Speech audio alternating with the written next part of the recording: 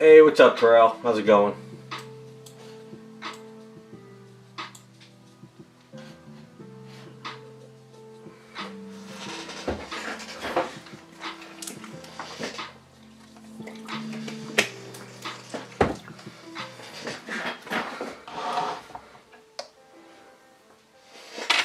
Hey, Henry.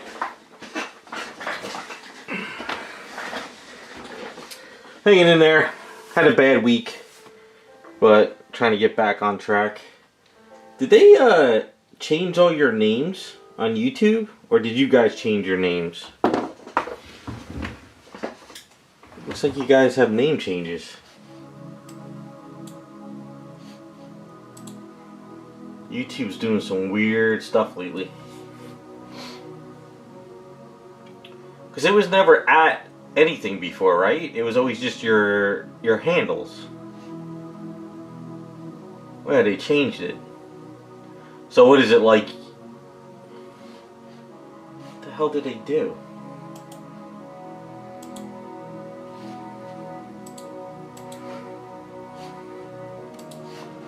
So wait, let me just oh, so it's at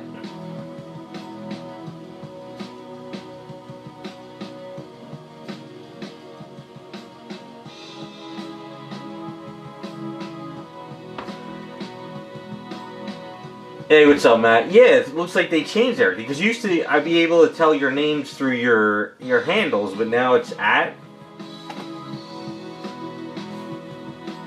Alright, what the hell did they do? I'm kind of confused now. So, I think they're putting AI into all YouTube stuff. Okay, so I'm at Vinceville Customs now. So I guess however you sign up your main email or something, or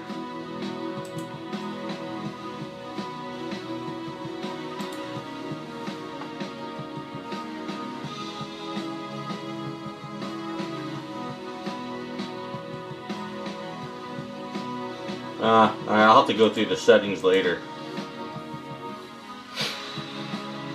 Yeah, it looks like all your stuffs are changed now.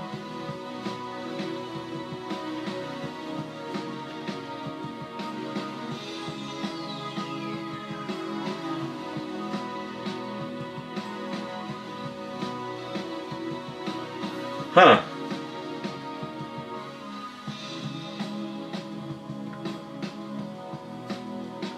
What's up, Raz?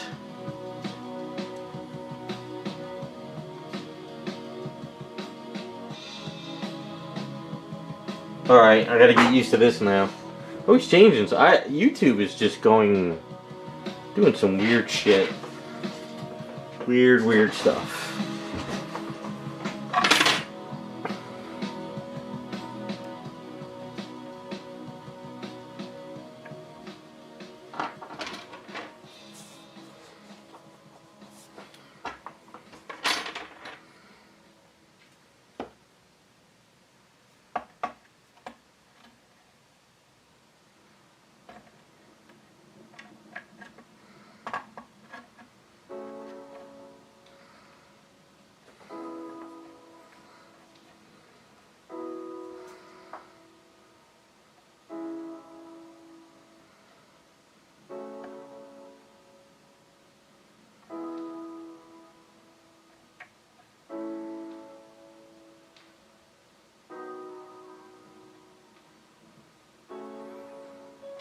Gonna reset her hand with this as a base rod. So you guys doing anything for Halloween, or you guys not doing anything? I never do anything for Halloween, so. It's Iceman. Yeah, see, Iceman's name is changed too. Everyone's is. Can you guys go into your account and change it, or is it like you guys are stuck like this now?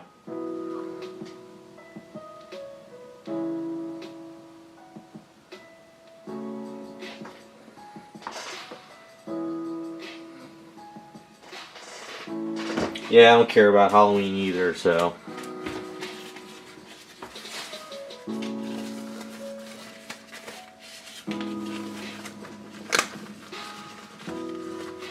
I mean, there's got to be a way to change it, right?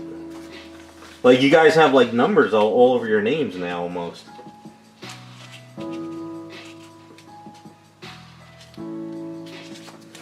That's cool, Henry. I mean, if you got kids and stuff, I get it. But everyone I've talked to, my age and older, like, nah, we ain't nobody's doing anything.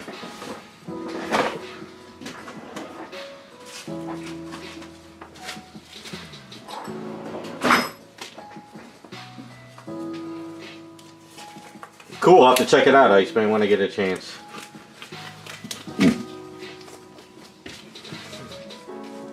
This is going to be a pain in the ass to get used to this @ stuff.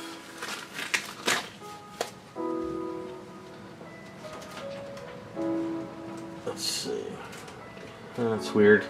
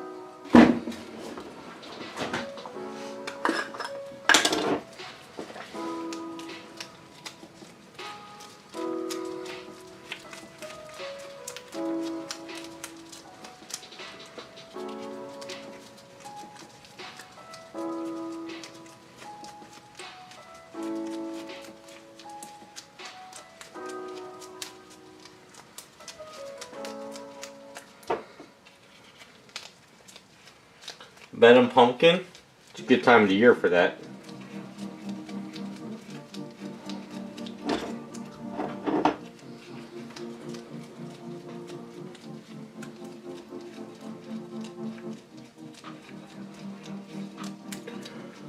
Well, that's the thing is, I guess these are your actual... But see, you guys had different names from your YouTube names before. So unless it's just like your actual YouTube name, I don't know. Like I said, I don't know what's going on. I'm just trying to get used to seeing these names like this. Because it's got this @ symbol in front of everyone's name, so it's kind of a pain in the ass.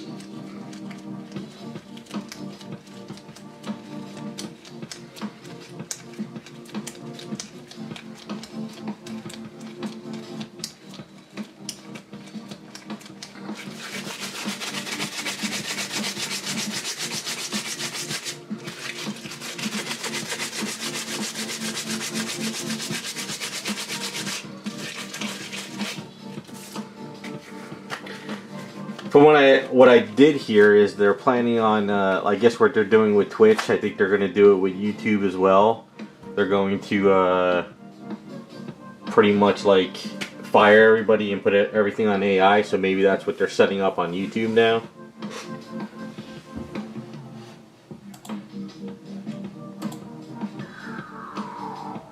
Trying to look and trying to just see if there's any other settings that's changed. Like, what the hell is this now? They added some more...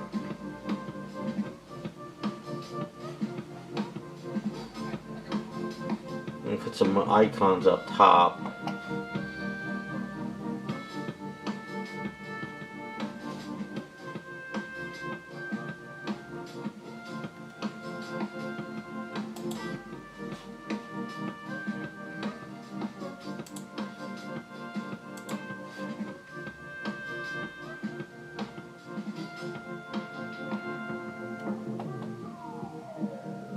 So I guess they're making you use the full name now, I guess, for the channel. Alright.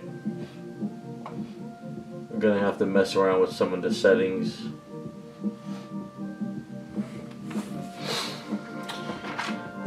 Just like Apple, they changed the damn OS now, and it's just kind of a mess. I don't like it now. So, it's always something. Where's her other hand?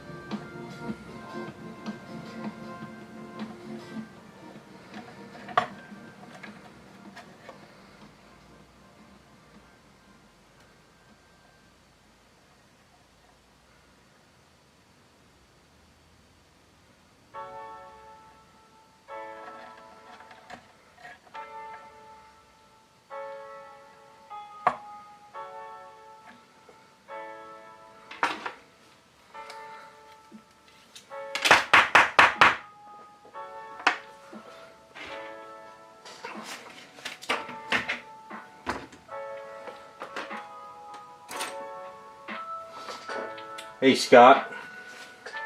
Yeah, see, Scott's name's changed too, so... I guess what they're trying... My theory is, I think a lot of people had a lot of the same short names. So I think YouTube is trying to make sure that you can pinpoint everybody's exact account now. So they're making you use your account name. That's probably what they're doing. They probably don't want everybody to have same names and stuff anymore. At least in chats.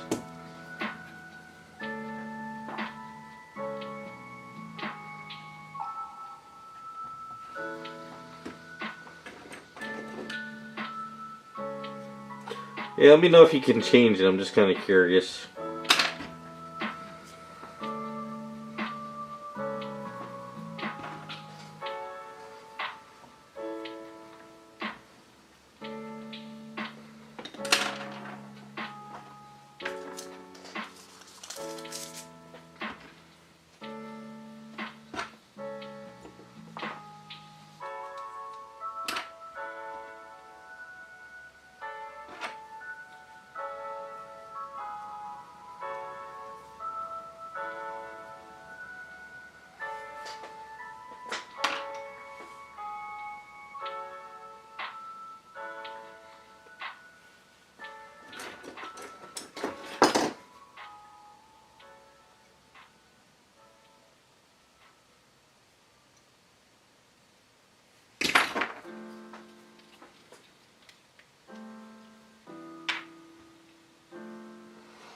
That's what I'm thinking.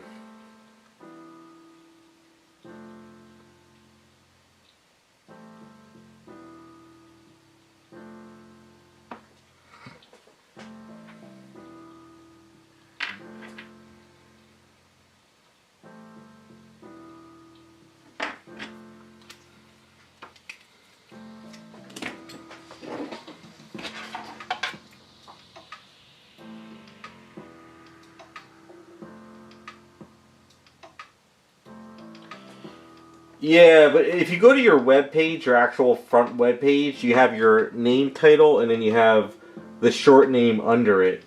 I don't think it's the... It can't be the Gmail account because this account I have is not Gmail. It's got to be your actual Google account, not the Gmail account. Unless, yeah, maybe. I don't know. I never used Gmail with this channel, so I don't know.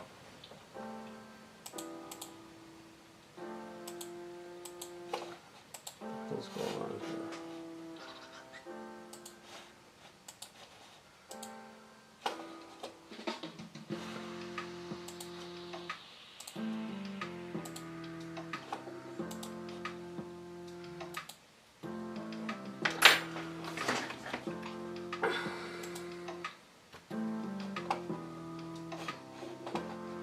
This damn, where's this thing?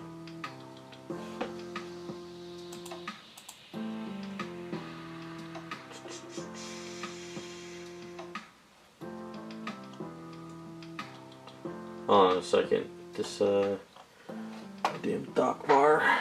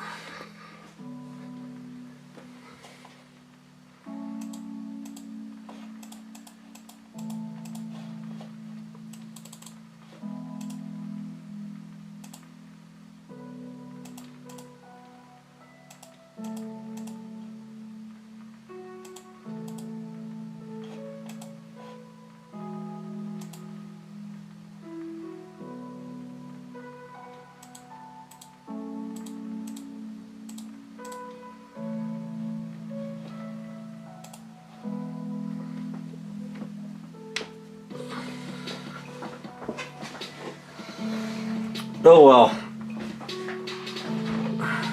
guess that is what it is.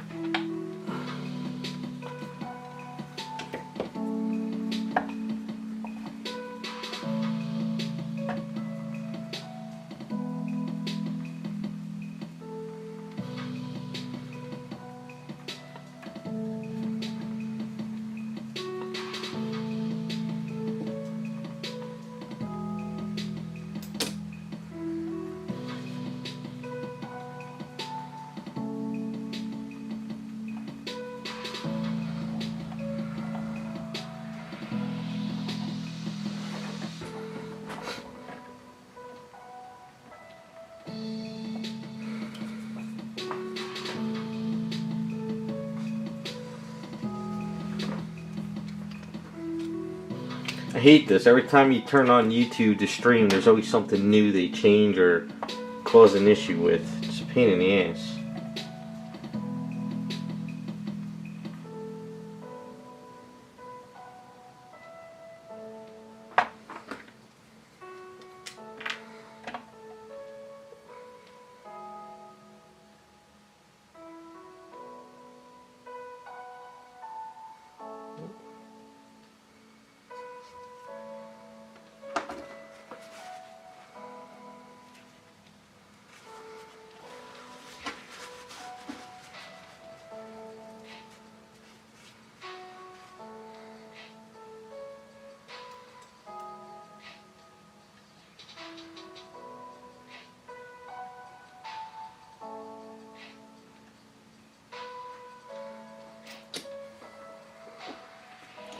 Hey Scott, no, last Friday, my mother ended up in the hospital again. She had a cut on her other leg. So it got infected and she had to go to the hospital. So it's an age thing. It's going to keep happening. You know, she's old, so kind of didn't have much. I didn't get much done last week.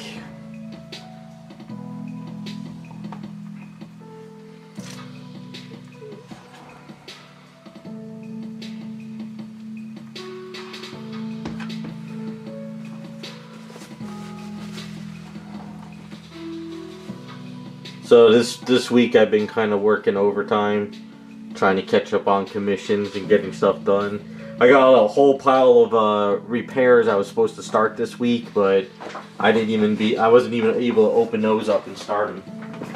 So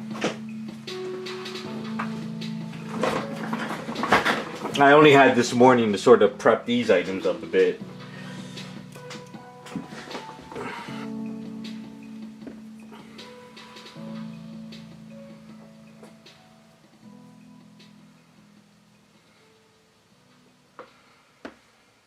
Yeah, see, that's where I'm kind of getting to the point with the doctors for my parents.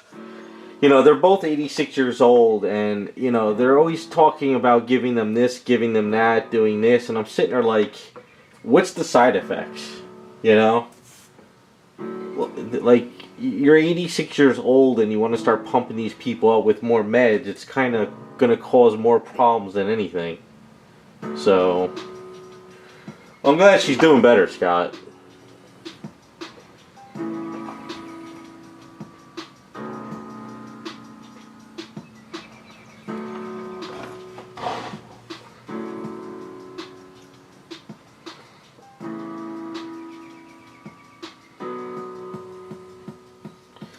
Well, you know, like, we saw a doctor for, like, a chest exam for my mother.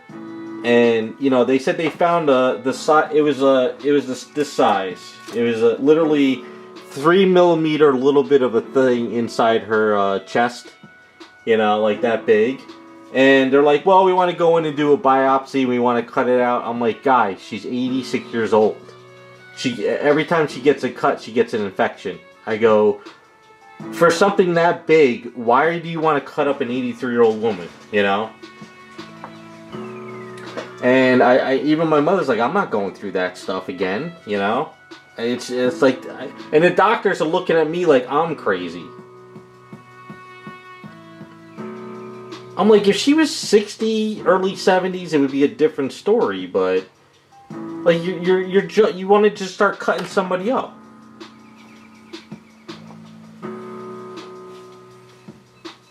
Yeah, that's the other thing too. Is they're like, oh, well, for my father, we saw I forgot who was it, the gastrologist or whoever it was, and they're like, we want to give you these pills, but it's gonna cause this, it's gonna cause that, it's gonna cause this, and my father was like, I'm 86 years old. He's like, I have enough problems as it is. He's like, I'm not taking that crap. I think at some point when you start hitting your 70s to 80s, you just gotta realize that, doing all this stuff is kind of just pointless. Because the reason why it was like, what was it, 3 years ago is when they did the biopsy for my mother the first time. It caused a hematoma. She was in the ICU. We didn't know she was gonna make it. So I told these new doctors that, and they were just like, yeah, but it could grow. I'm like, she's 86. I mean, by the time it grows, how old is she gonna be?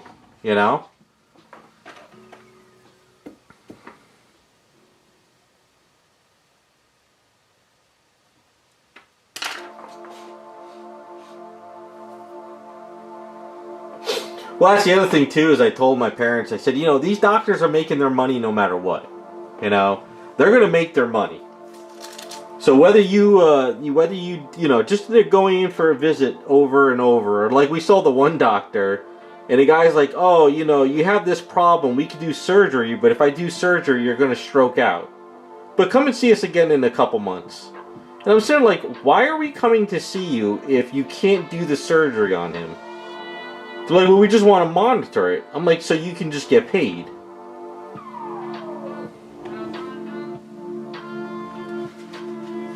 I don't know. I'm just kind of pissed off at some of these doctors. They're causing more problems than anything lately, and it's driving me up a wall.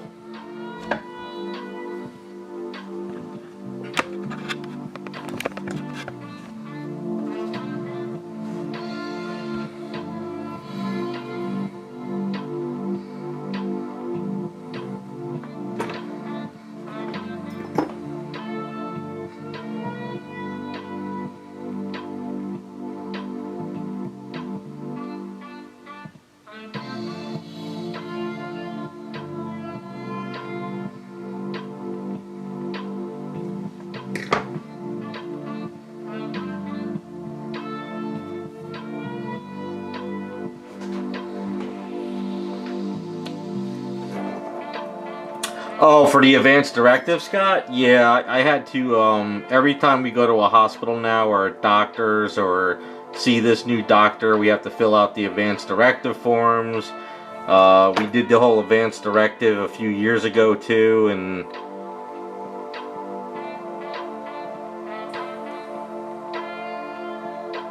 at least with our advanced directive, it's more like the basic one where if you're going to be brought back or you're going to be on like a feeding tube for the rest of your life or whatever, just don't even bother, Or if you're brain dead, don't, They have to ask that. I think I filled out advanced directive forms probably like over the past 3 years about 30, 40 times now. Every damn doctor we go see.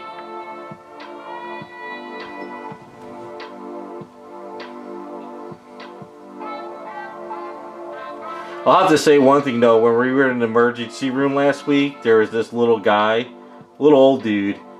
He was driving all the emergency nurses nuts because he kept on smoking cigarettes and they kept telling him to put it out. So that was kind of entertaining. But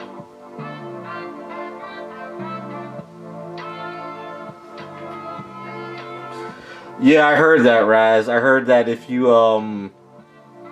go in for surgery and you tell them you didn't want the vaccine, they can still give it to you while you're under or something. So that's a fun thing to learn now.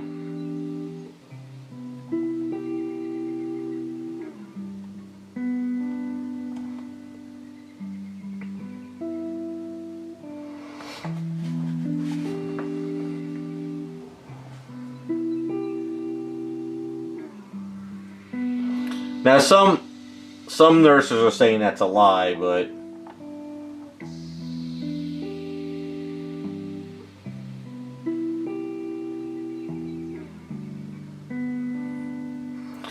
I still say they're giving us processed, like, homegrown factory meat, because, like, I buy chicken in the supermarket and it doesn't taste like chicken, or the texture doesn't feel like chicken anymore. But when I go to the butcher, it feels like chicken. So I think whatever they're putting in the supermarket is bad stuff. We're all screwed. I don't think there's any fresh stuff anymore unless you go to a farm. But even then, that's all GMO stuff.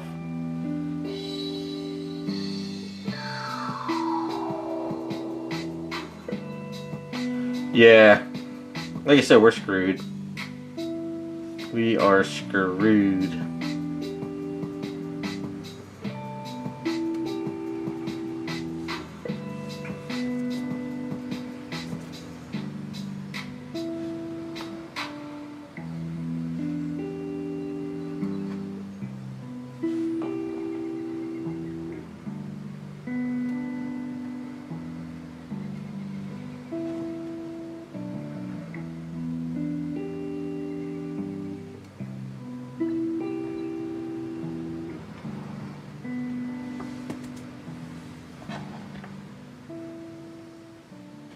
It's funny, it was a while back, I saw my friends, we had a little get together and we were talking about stuff, and we were saying how when we were younger, food tasted different compared to now. We were also talking about how, like, you know, like when you go to Burger King, it was actual patties going through the conveyor belt being, like, cooked, whereas now they're just, like, slapped in the microwave. So it's kind of funny how times have changed.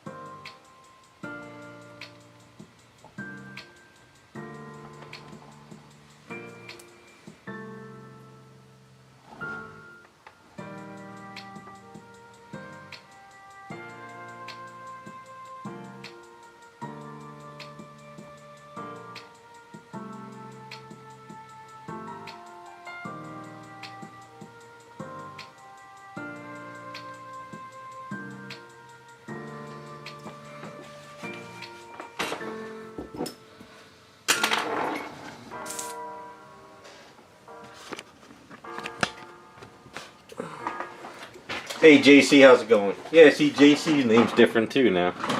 Gotta get used to everybody.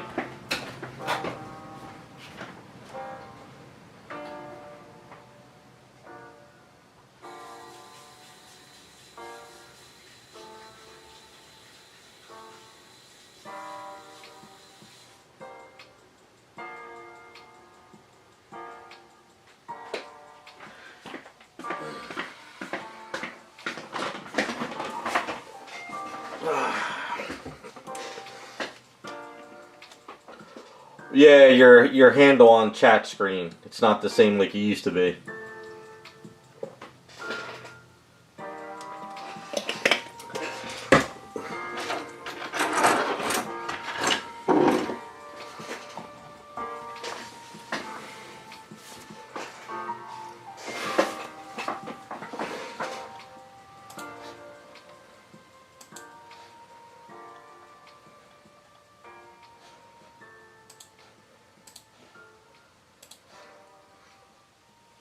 I've also noticed that the algorithm on YouTube's changed. I'm starting to get, like, recommended stuff that I never ever clicked on. So I've noticed that's been, well, that's on my my YouTube. See, I have a sock account YouTube, because if I do it on the, if I use YouTube on this streaming account, my main account, it screws up everything on the algorithm. Whereas my sock account, I can watch like anything else, and I don't have to worry about it screwing this account up.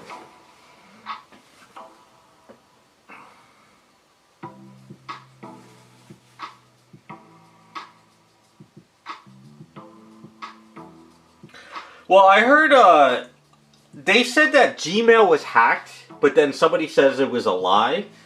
So I don't know. Did Gmail get hacked this week?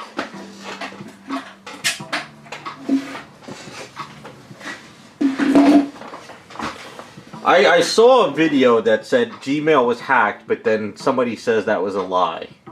But yeah, see, I don't know if it was true or not. It could have just been some you know, website trying to get some clicks or views.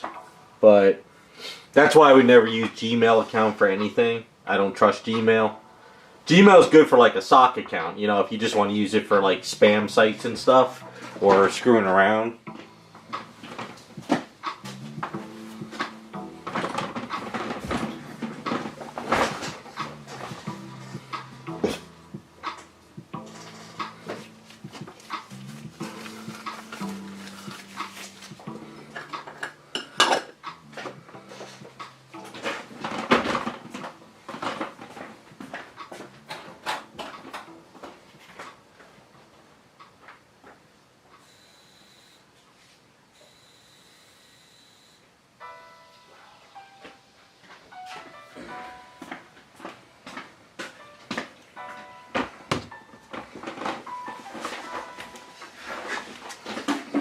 To do like that stuff in the movies, if some kid rings my doorbell, open it up, take their candy and close it in their face.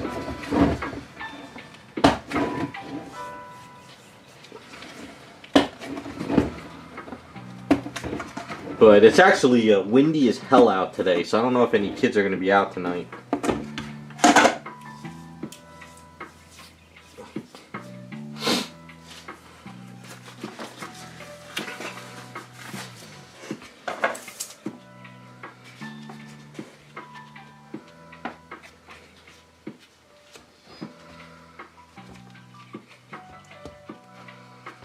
Alright, I'm going to freeform air this staff and then let it cure, and then I can sand it down and shape it and make it look like some kind of wooden staff.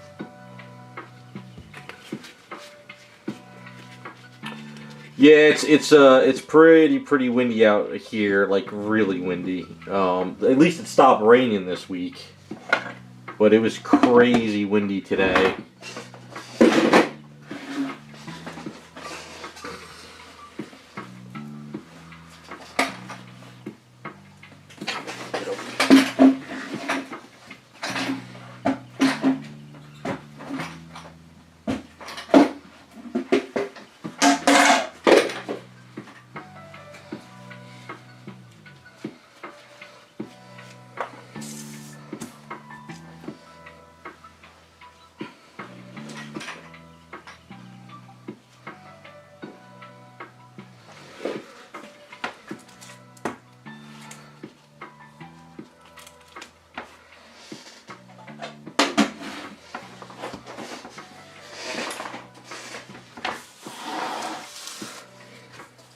I always laugh about decorations. I'm not into decorations, but I always laugh that people spend like a weekend putting this stuff up and like the month goes by so fast and it's over. I guess if you're into it, it's your holiday, but I just find the months go by so damn fast.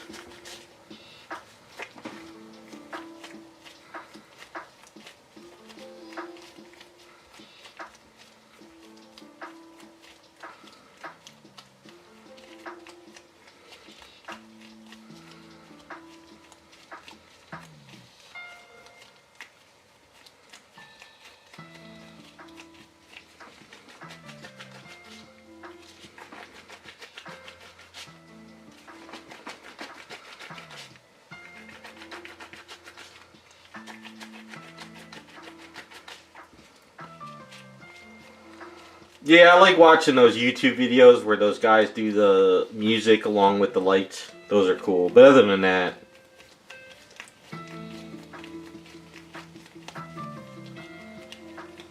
I just never see kids out, at least around my way. Like when I was younger, I guess all the kids do school activity stuff now or certain block parties.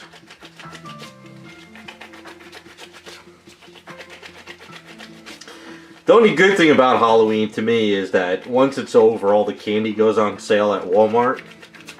So I can snag a couple bags of candy cheaper.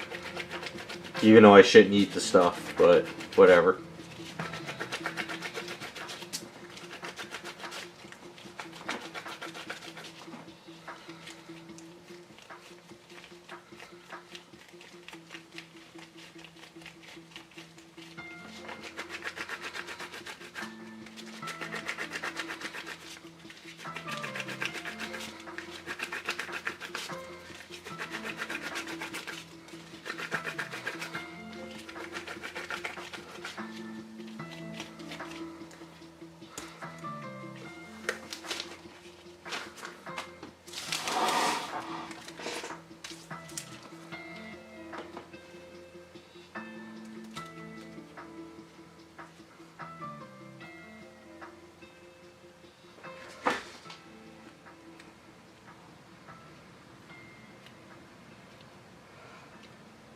Figure freeform air would be easier to sand, and it'll also be a little bit which we'll call it, the texture will probably make better wood.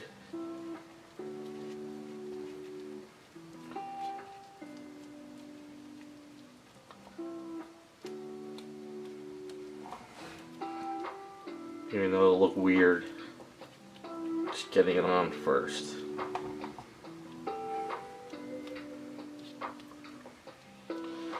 So any of you guys see the news with the Twitch and what was been going on with that girl that got assaulted?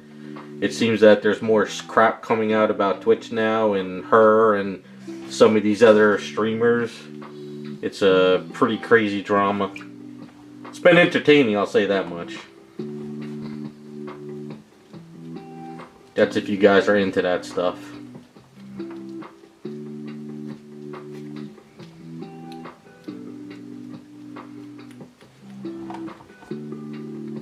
I find it entertaining because everybody's been saying for years that Twitch is a cesspool, and now it's like all coming out.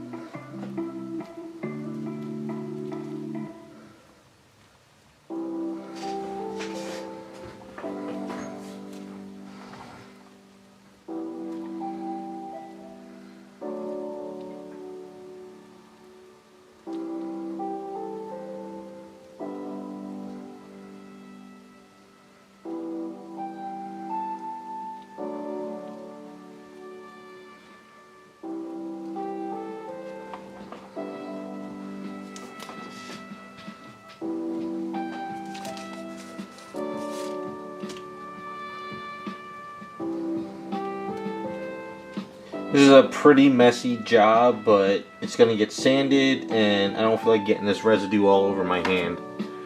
This freeform air kind of pain in the ass.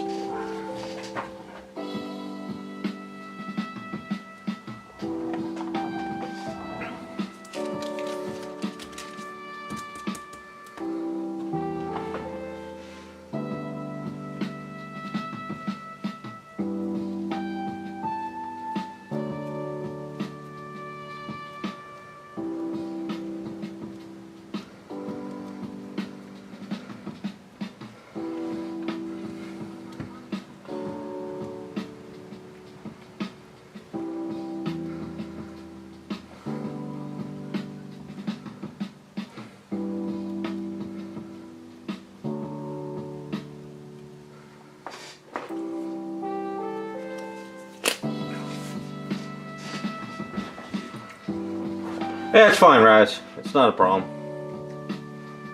Like I said, it's no rush.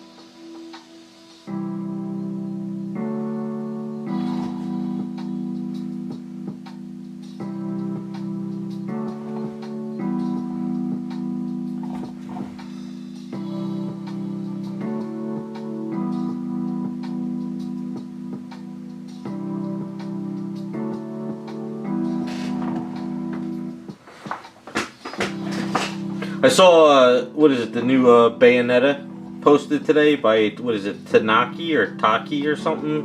Patreon. Definitely going to get that one going. I might change the head, though, from one of the other Bayonetta kits. Or STLs.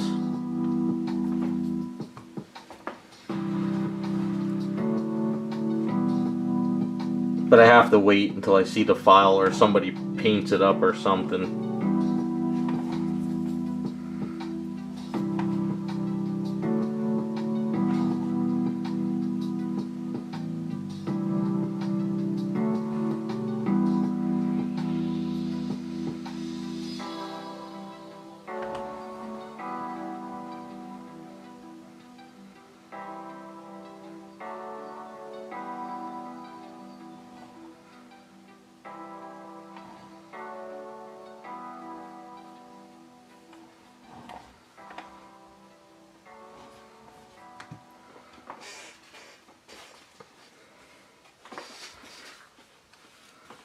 Oh crap, I should have.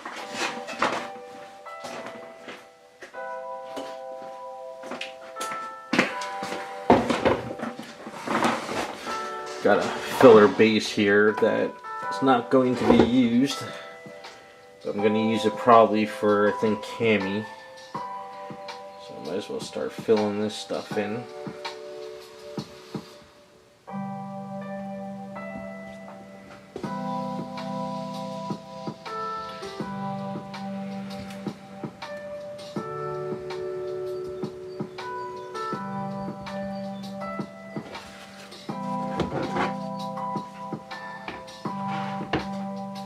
I have to do a review on this. This is for a Superman kit. So I'm gonna start filling this in.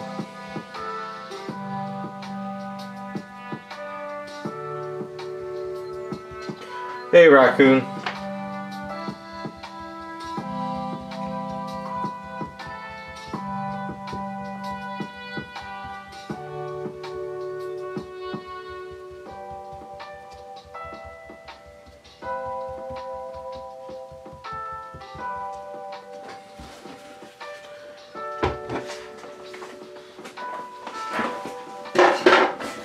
I'm actually shocked you're on stream. I figured you'd be out for a Halloween party or something.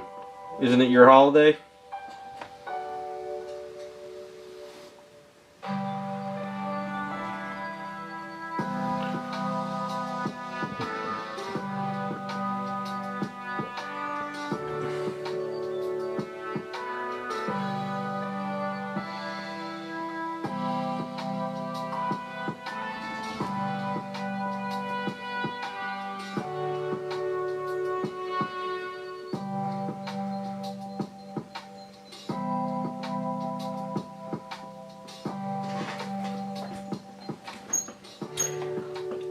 Are you going out, or you're just waiting for kids to show up at your house?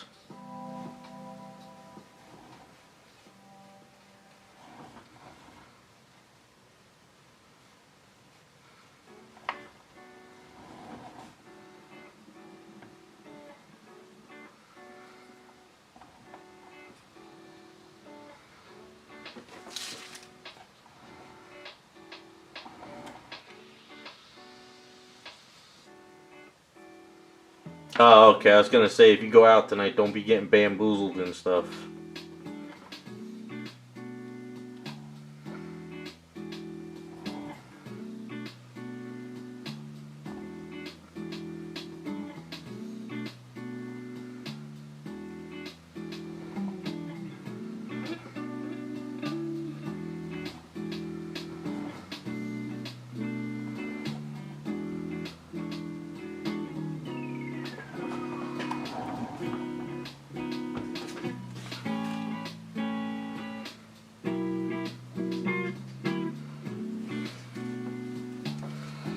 You know, it's kind of funny. Even as a kid, there was always people talking about razor blades and your candy and all this stuff. But I don't know anybody personally that had an issue.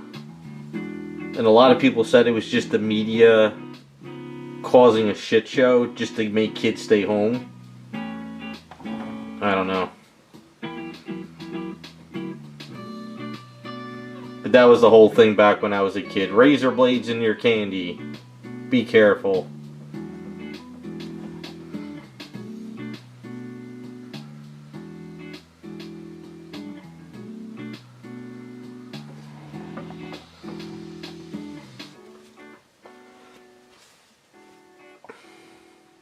Yeah, these days it's more politically charged, so that's kind of more kind of where we're at. But back then it was just psychos, I guess. But like I said, I don't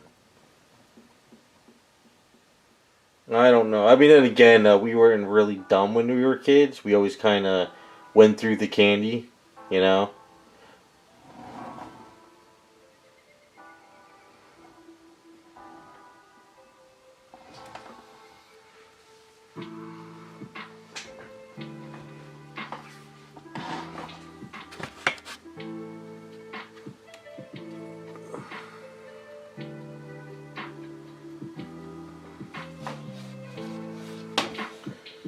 What's going on here?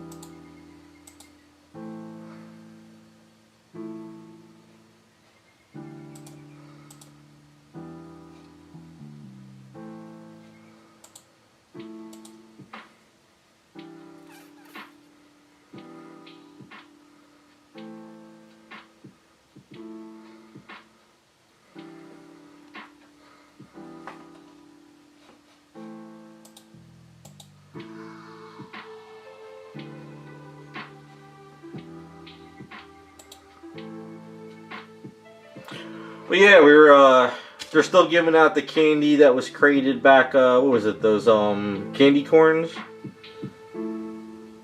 That was the stuff that was created back in, like, the 20s, and we got that stuff as kids.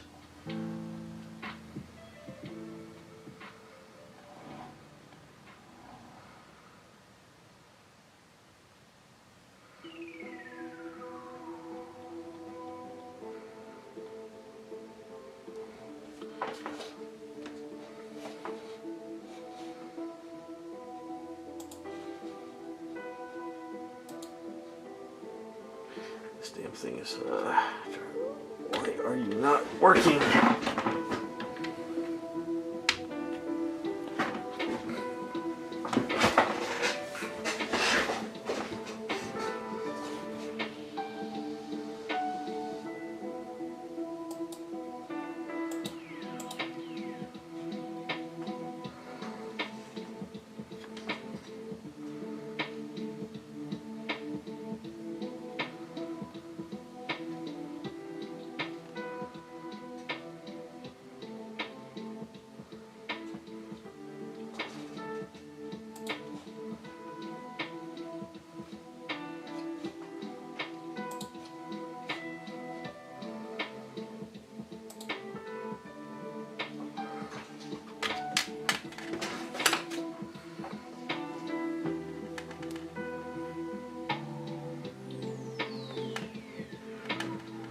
This is what I get for trying to make this iPad into a second monitor. It was working and then it doesn't.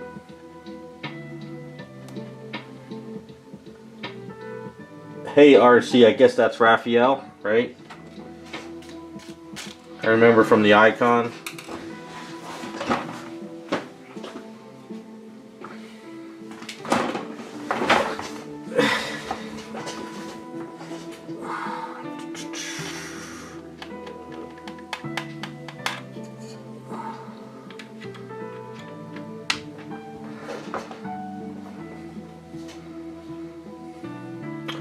Yeah, we were just talking earlier, YouTube changed up all the handle names, so I gotta get used to everybody's names and stuff again.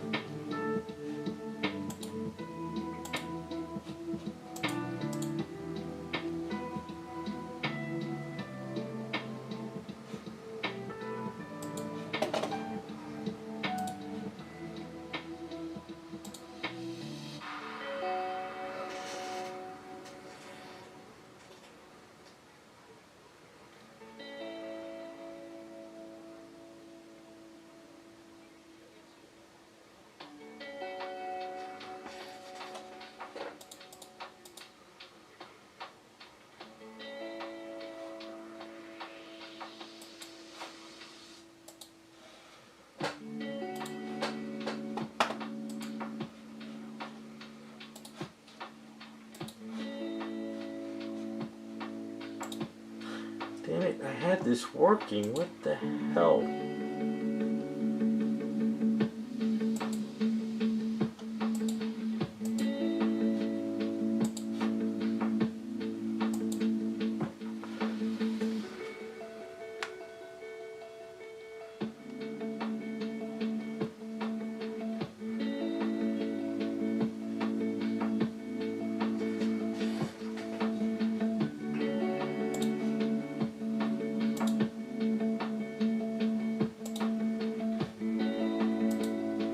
Oh well.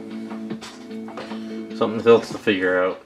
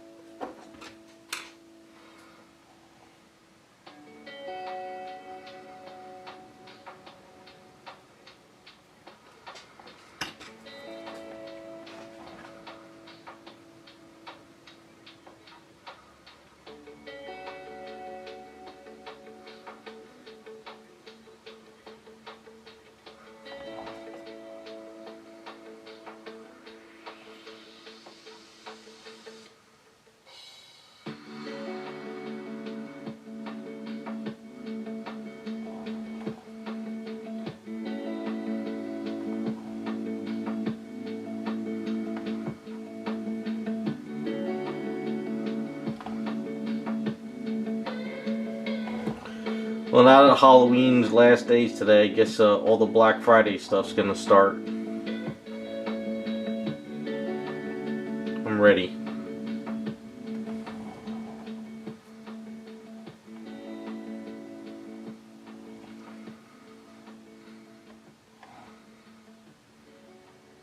Are you in a busy area, JC?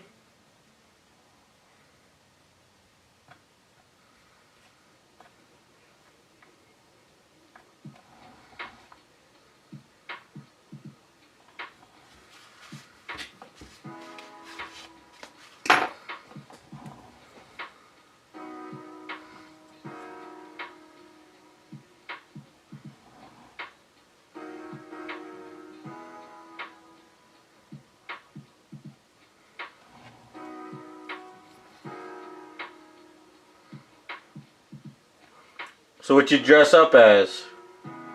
What's your costume? Anything fun?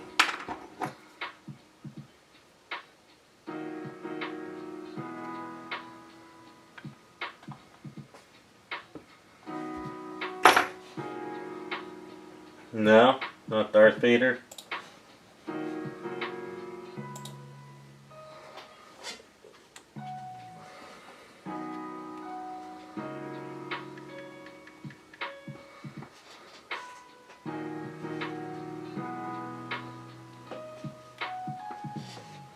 Luigi.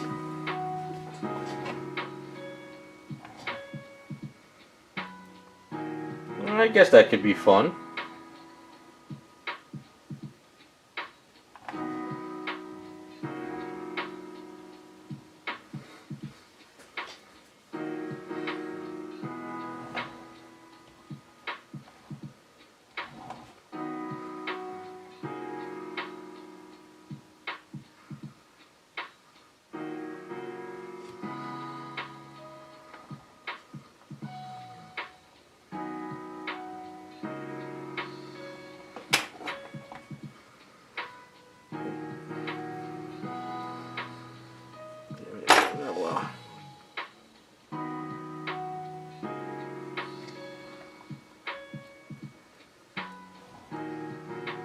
Didn't want to touch this stuff, but screw it.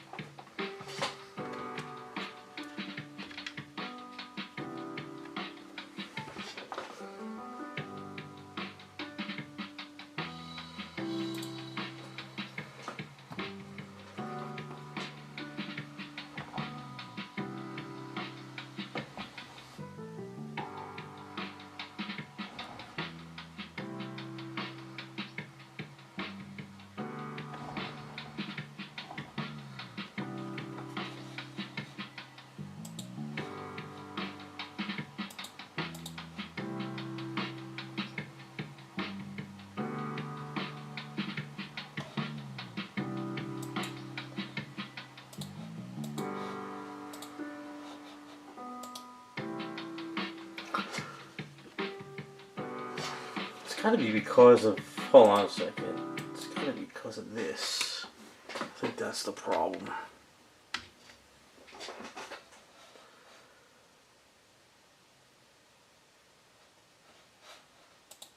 No, the best ones are women when they get to dress provocative that one time out of the year. Those are the best ones. I'll say it. I'll say it. I'll be the bad person.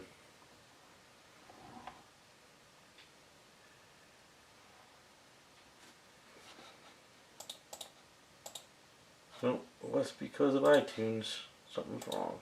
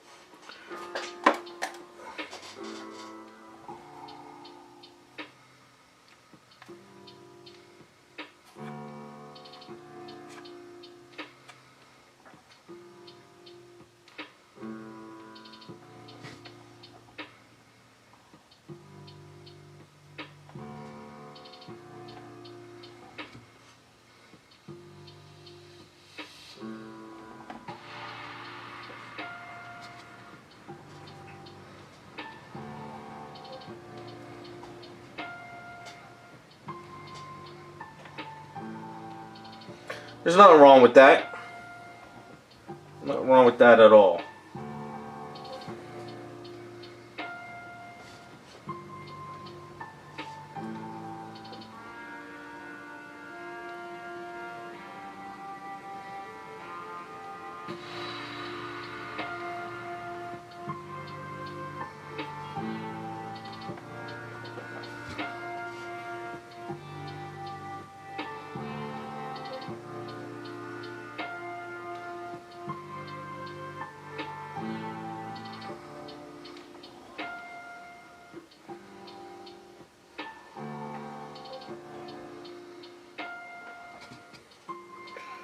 Well, it sells. So as long as it's selling, they're gonna keep making it.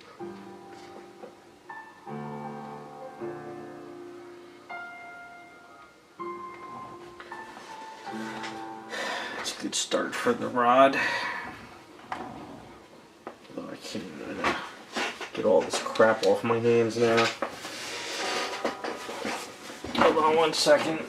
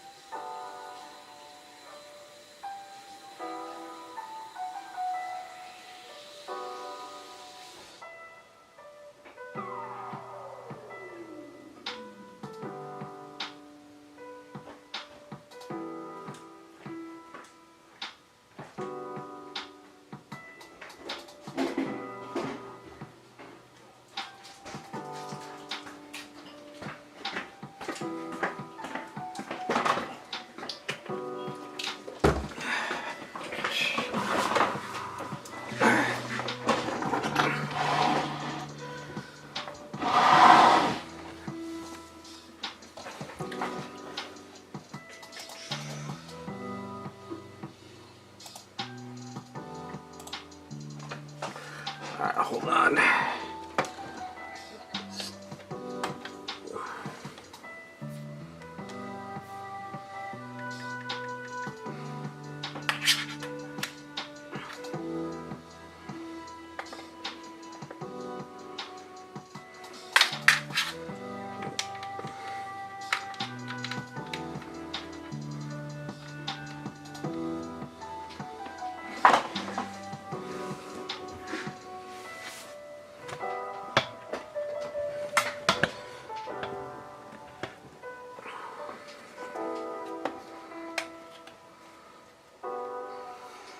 I had this working, and then all of a sudden now it's not.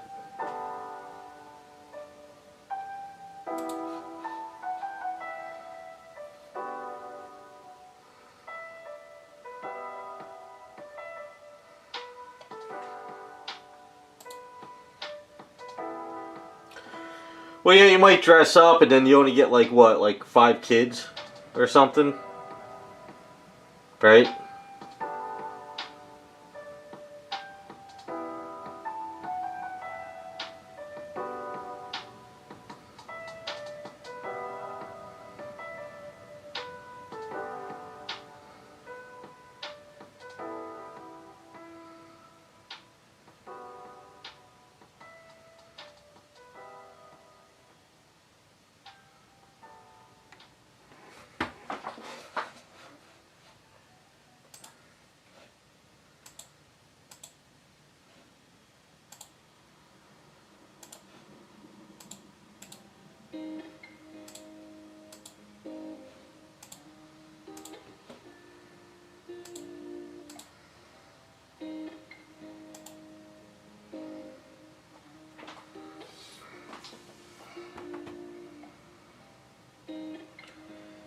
Hey, what's up, That I don't know what your original name was, unless that's new, because we've been talking about how YouTube changed everything.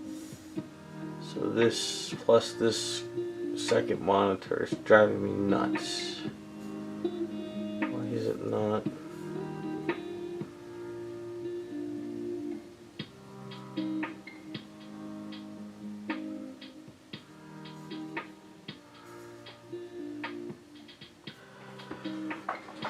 Devastator, okay. Yeah, it's... No, man, I didn't hear. Give me the scoop, what happened? Did more drama happen with her?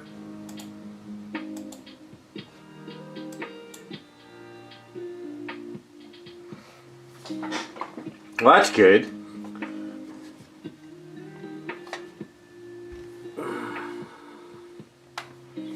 I really wanted to have my pictures in front of me with this damn thing, but it's not doing it.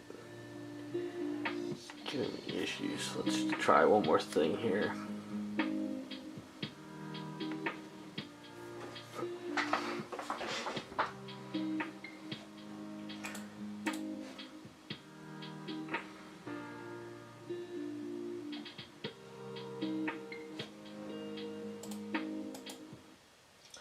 Let's quit this and try one more time.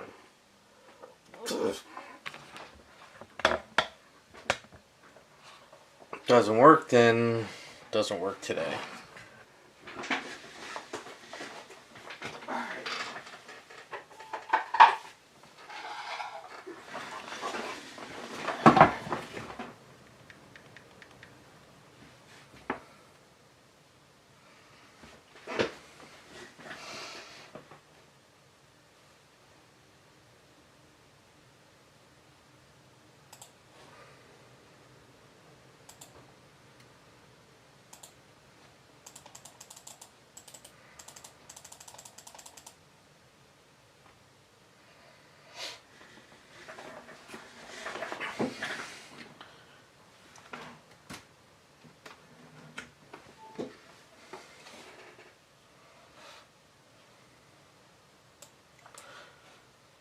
What did you get a commission of, and what was the scoop with Hughes' wife?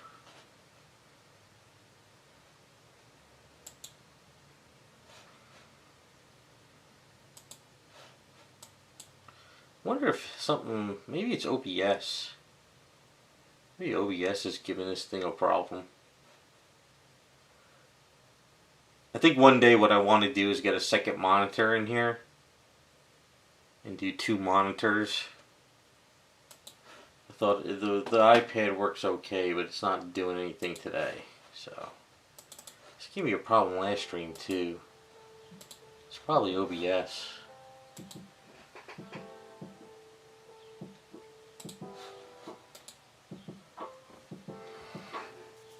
We'll just turn that off for now.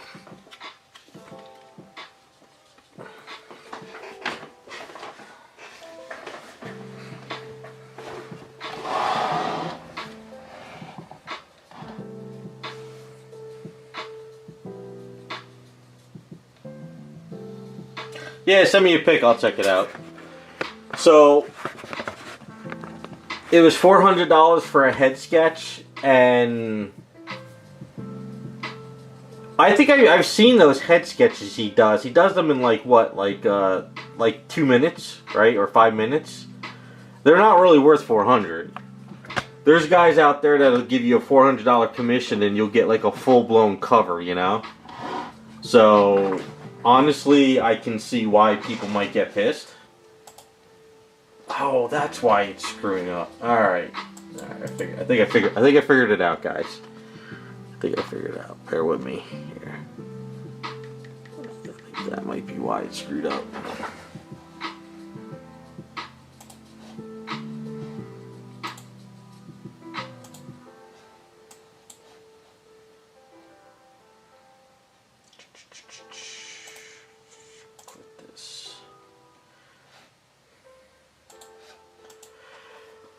Yeah, I saw a while back. I saw a price thing for Adam Hughes' stuff, and I thought it was pretty pricey for just a quick head sketch.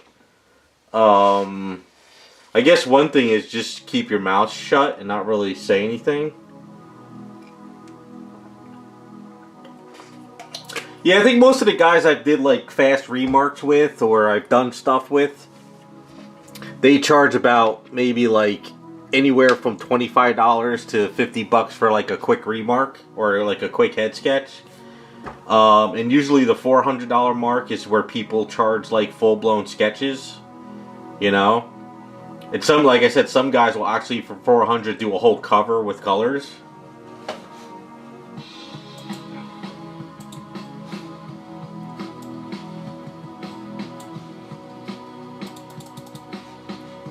But one thing for sure is never, ever bitch online about your work or like attack fans. It's like that never goes well at all. So That was a big mistake if she did that. No, that's not working. What the hell is going on between YouTube and I think OBS and this iPad? Stuff's just not working. Stuff's just not working today.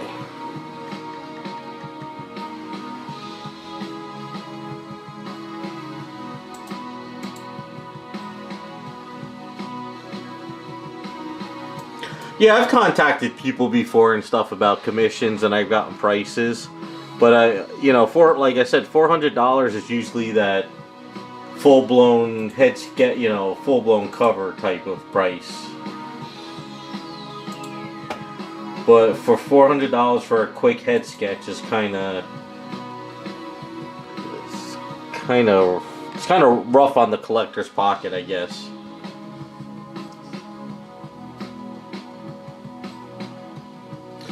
Yeah, it's like I said, your best bet is never reply and cause any trouble, because it just makes people hate you more online these days.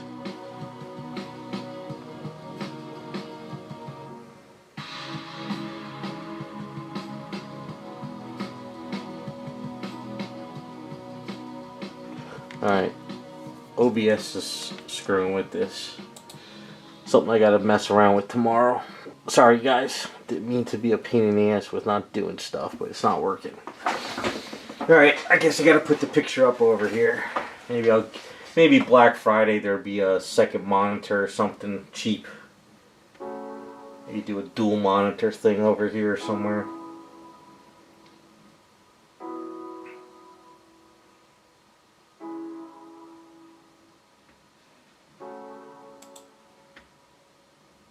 Maybe I could find like a $50 monitor, you know.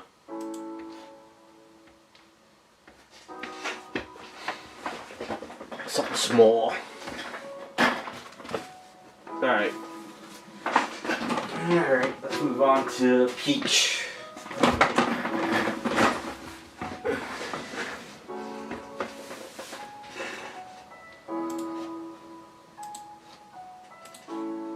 Okay, so as far as Peach goes, let's see.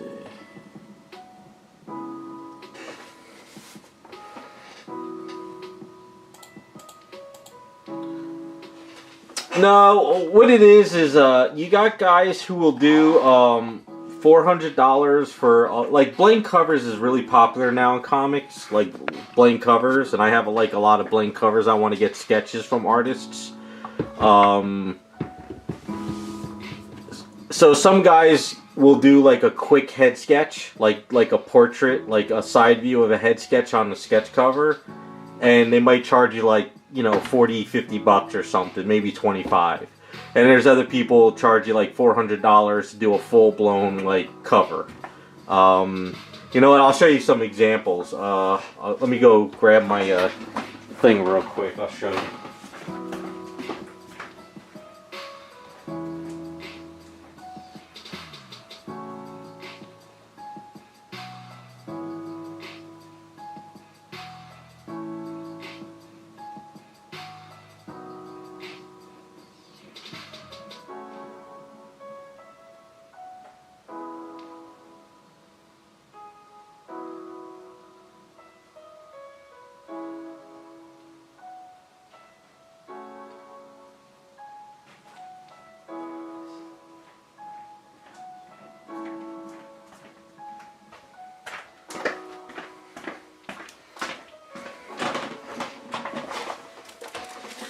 So this right here I got off of the website when it came out like 2 years ago. This right here is a little bit more involved head sketch. So sometimes this might be around that, you know, maybe like $100, $150 head sketch type thing. But just imagine this, but just a like less detail.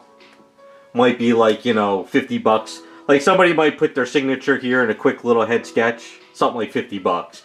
Adam Hughes, what he does is he does like a side portrait real quick. You can look online and you can see that. they're not really worth that much. This right here is a full-blown sketch. I had Chris Uminga do this for me, and this is a full-blown sketch, you know. He did the whole entire, this was all white. So he did all the blue, the lightning back here, he did all this stuff and everything. So this right here is like that $400, $500 price range, you know. This is kind of like where the people usually are from my experience. But this right here is kind of a little bit more of a step up from a quick little head sketch. I have other stuff where I have little remarks that are like $25, but they're on my wall. I can't pull them down. So, you know, this is the type of stuff I like doing. I like either finding an artist to do like a full-blown cover like this, or if I can't really get on somebody's list, I like to do like just like have them do a signature and a quick little head sketch, you know. Well, here the thing is with these, the best thing to do is if you ever want to do a full-blown cover, contact the artist, mail them the blank cover, and then go to the show and pick it up. You don't want them to rush it that day because they'll never get it done that weekend. So Chris Uminga, it was like 3 or 2 months before the Jersey show. I forgot, was it the Garden State show or whatever it was? So I asked him how much he would charge me. I gave him like an idea, like I wanted Power Girl with her eyes glowing like she's angry. And I told him to do his thing, and I sent him the blank cover. So I gave him like a month or so to do it, and I went to the show and I picked it up. Because it's kind of fun to be surprised at the show, meet the artist, and then I can give it to somebody to have it graded, you know, that can witness it. But this was already a pre-sketch from a site that you ordered this beforehand. But yeah, if you look up the Adam Hughes stuff, his head sketches are just like really quick portraits. So imagine a blank white cover, you know, with just a quick head sketch. I hate that. I figure if I'm gonna have a blank cover done, I'd rather spend a couple extra $100 to do something like this, you know. Oh, I love this. I saw when I went in person, I saw this. I fell in love with this. I think Uminga nailed it. I don't know how I got a 9.6 though, because the comic is like in great condition. You know, it's just like a blank cover. But then again, I really don't care about the grade. It's more about, you know, getting the list and getting something cool for your display. You know. Oh, it was a full color? Wait, what? Yeah, it all depends on who you get and who does stuff, you know. Some guys are very, very expensive. Some guys are cheaper. And some guys will, you know, bang something out at the show, you know. So, like I said, I got a couple more examples, but they're up on my wall and I can't really pull them down. So...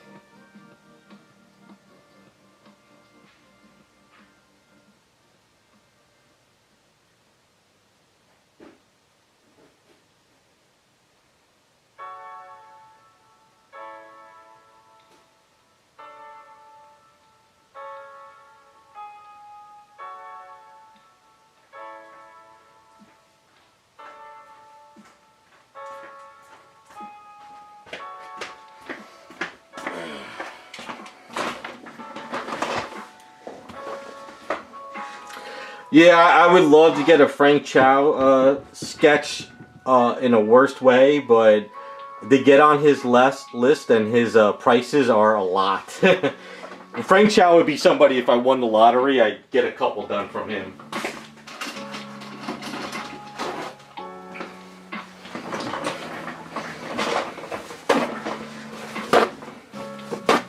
Well, my goal is next year, I really want to get the guys from Brazil, Leandro. So I'm in talks with him for my next year birthday present to myself. So these sketches up here, you know, these this is from Leandro. These two prints right here, sketches. So I'm talking with him. So next year I'm going to do a couple blanks with him, but I have to send them to Brazil. So I'm going to have him, because I see there's a lot of guys out there that do amazing artwork, and they're not the top names in the business, and they're hungry for work. So I love his work, so I'm going to have him do some blanks for me.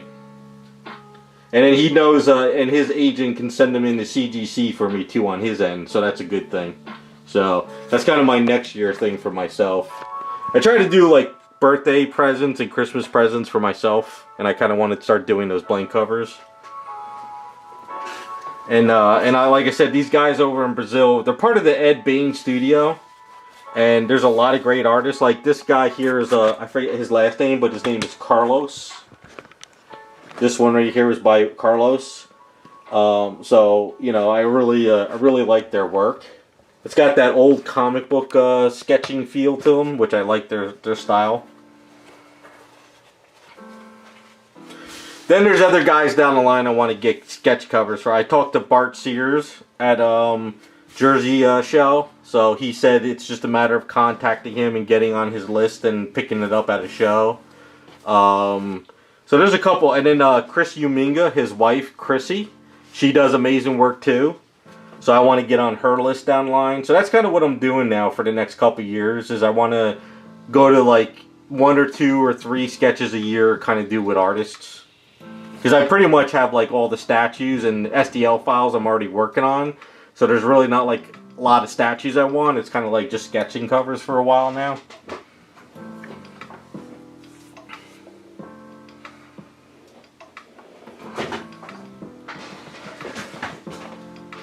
What you get, Raz?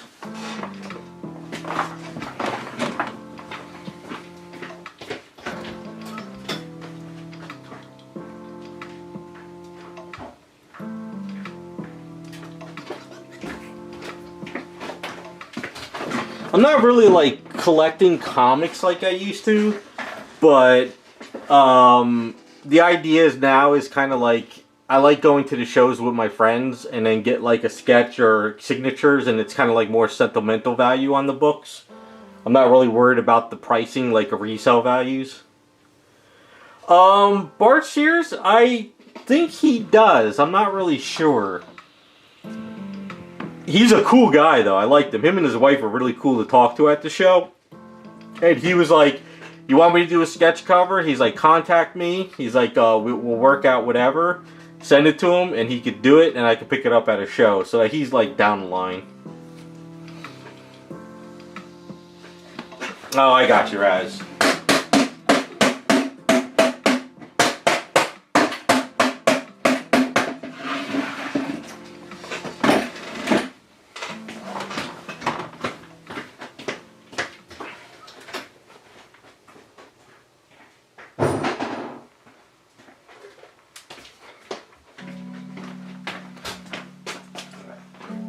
Close.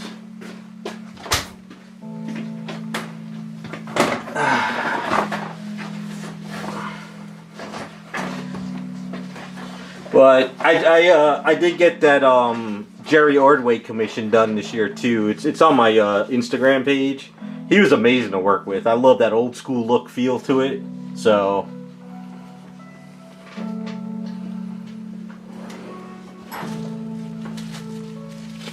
Oh, you're gonna go back to Japan? That's friggin' awesome, dude. The Comic-Con? Oh, there's probably... Damn, I think there's one artist that's gonna go to that I would love to see. I'll have to look up. I'll have to let you know. That should be a lot of fun, though.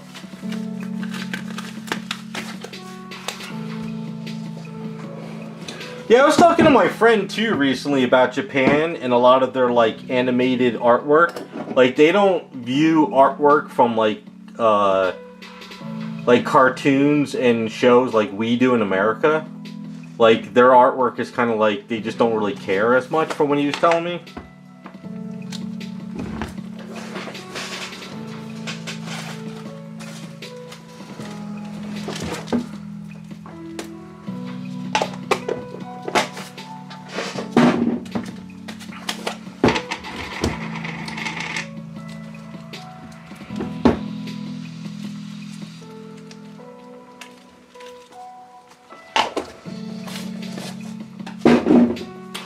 I don't know if I'm going to do it next year, but maybe the following year. I definitely want to go to the North Carolina Comic-Con and the Florida one.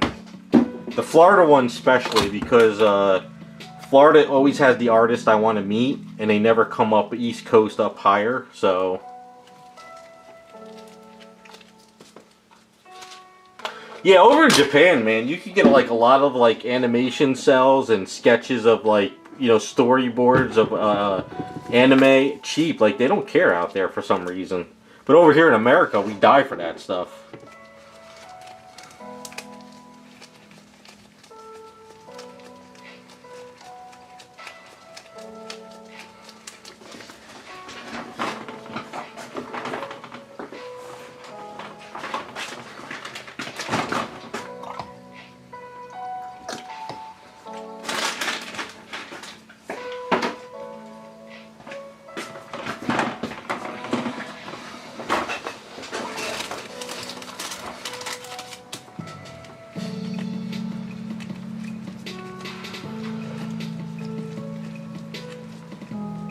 Well, hopefully you have fun in Japan, though. Should be pretty good out there. Probably find some good stuff.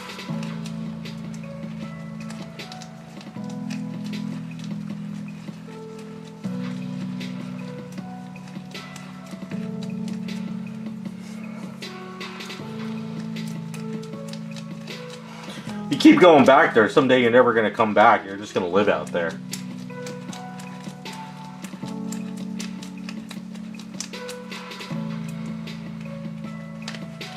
Might as well just get a job, a little apartment, you'd be set.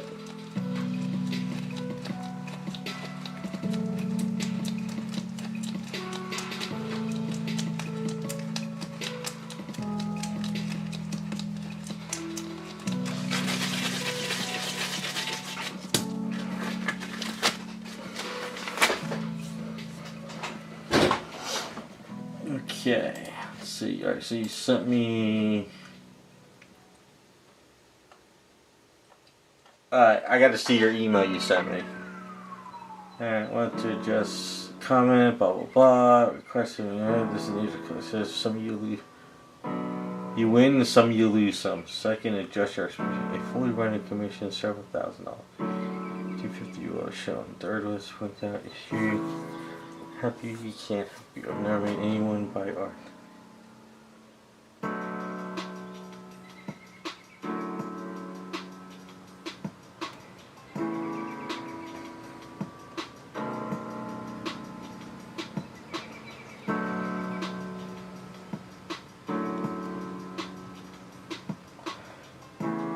Oh yeah, your Lady Death. Your Lady Death is nice. That's a good piece of art. That was a $400 sketch. Ooh.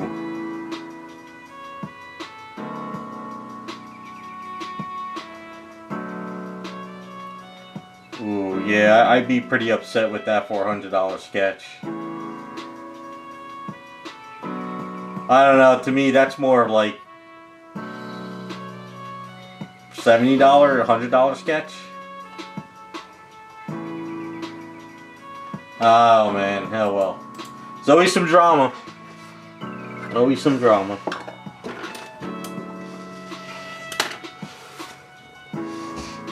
Too bad I can't really show it in chat. I mean, I could, but I'm not gonna.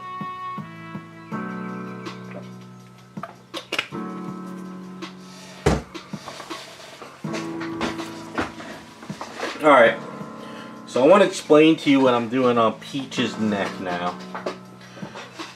Okay, so I went ahead and I filled up around the neck and I sort of kind of cut down and I kind of made markings. So I'm not really a fan of it so far. So the idea is what I want to do is I'm going to put A's on it, but I'm going to kind of like flare up the A's and it's going to look thick. So when it cures, I'm going to sand the inside a little bit more. So we're going to try to create this type of like curved outer look to her. So this is going to be sort of like a keep building and going and sanding and building and sanding till I get it where I want it. So that's kind of the idea what I'm gonna do. So I'll show you what I'm thinking of doing. I don't know how well it's gonna work, but this is all new to me trying to do this without snapping and breaking it. So the idea is, I think what I want to do is like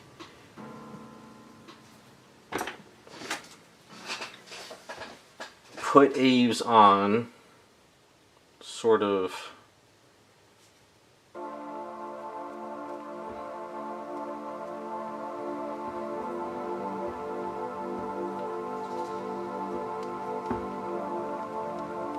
probably should get my headgear on.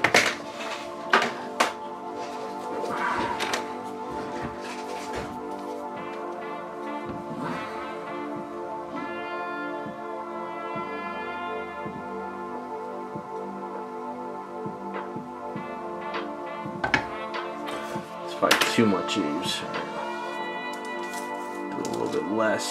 So I was trying to do this and make it work without snapping. It's a pain in the ass. So the idea would be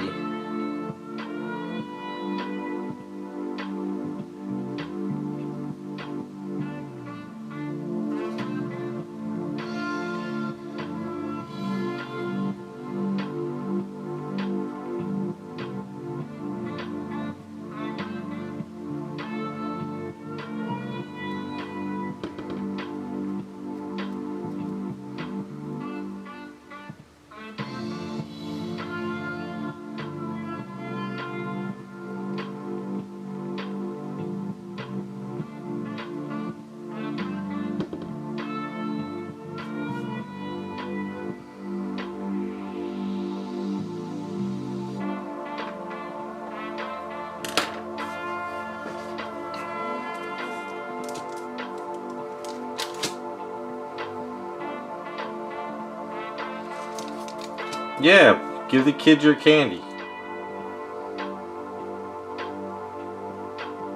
Now the thing is, are you tricking them, or are you actually just giving them candy? You gotta trick the little some of the bitches.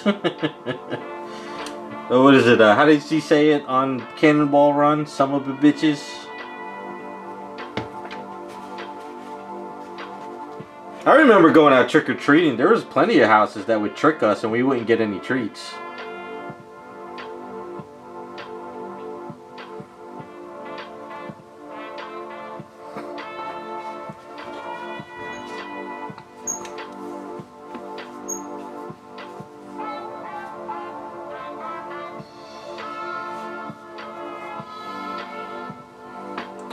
I don't know. To me these days, unless you're in a good area, you know, like an area where people are not going to try to like sue you and stuff,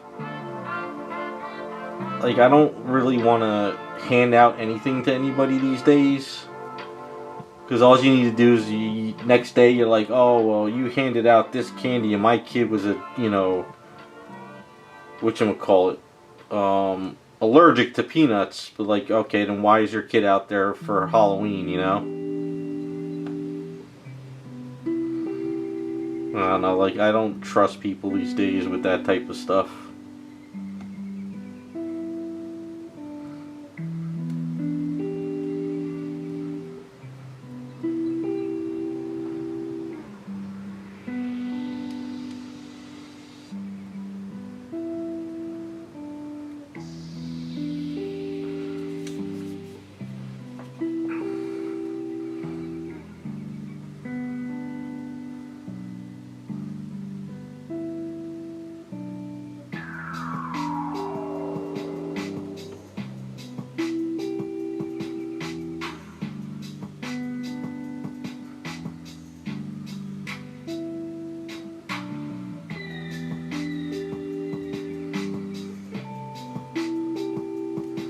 I'd eat all the candy anyway.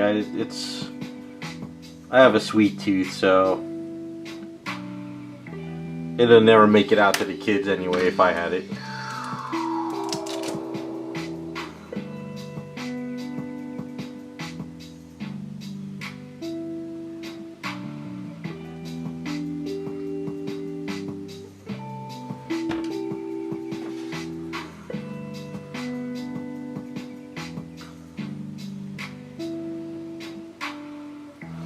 Although I do miss the old days of trick-or-treating. I mean, everybody was out. Kids were running around with pillowcases, filling up one pillowcase, emptying it, going home, emptying it, grab another pillowcase, fill that up. That was the thing back in the day. And we used to get a lot of candy. I think one year, the best year we ever had, I think I did 4 full pillowcases of candy. But I was beat.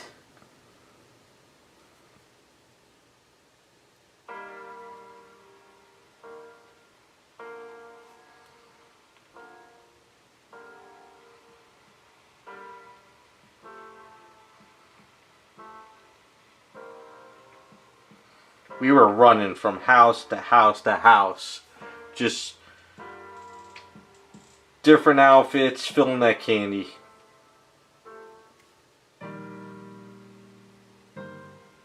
Those were the days.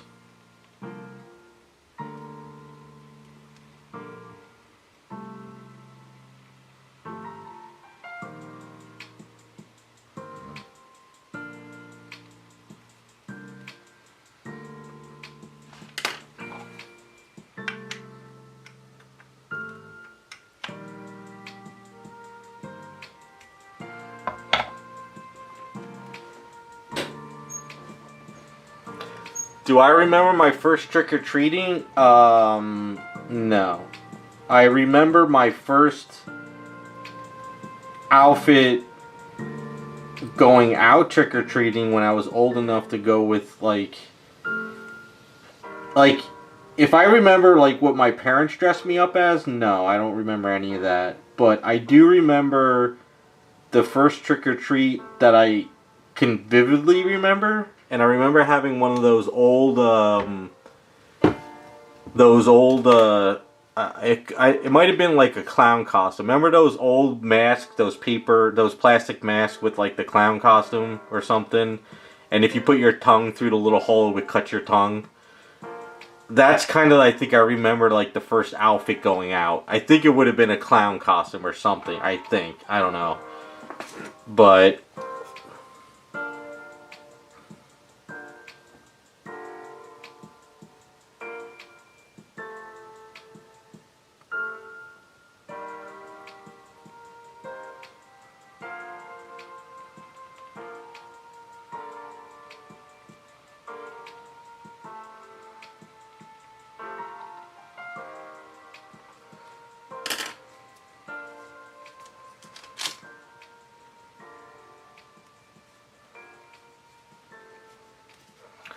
yeah, I don't really remember too much about Halloween stuff. I wasn't really into Halloween, too. The only outfit I remember that I really did like a crazy outfit was two of them. One, I think it was more like around 7th or 8th grade or 5th grade. Somewhere between 5th and 8th. A girl had a a Halloween party, and I dressed up as a zombie. And I got like makeup and stuff. I think that was like the most I've ever really went with like a costume. Most years it was just get a mask, go out trick-or-treating, get as much candy as possible, and then call it a day. Although there was a Halloween party back around 2010. My friend had a bomb pit Halloween party at his farm, and I dressed up as Vanilla Ice. Back when I had hair.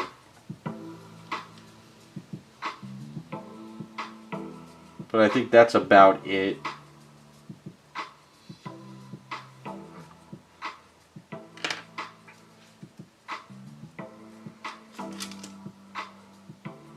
I'm not a Halloween person. Never really cared for it.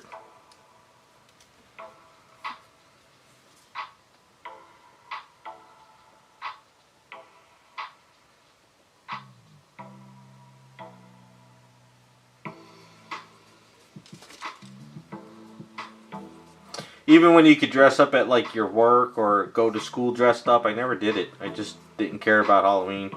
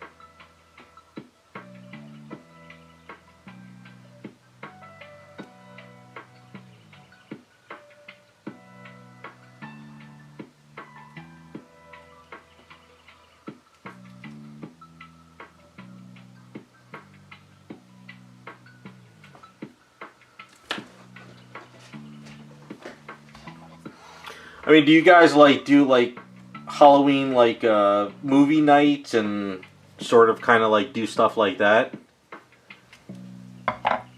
I know a lot of people like to do all like the horror films and stuff because I'm not really into horror stuff either, so.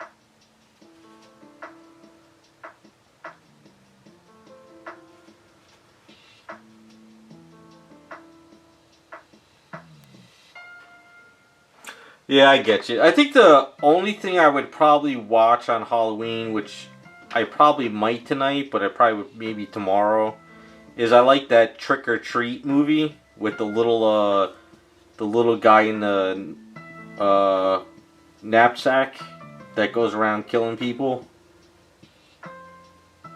I think that's kind of like the only Halloween type of movie I like to watch around this time of the year. But other than that, I don't know.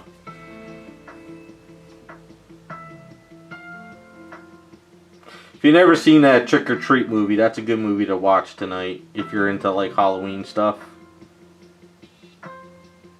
That was pretty fun, that movie.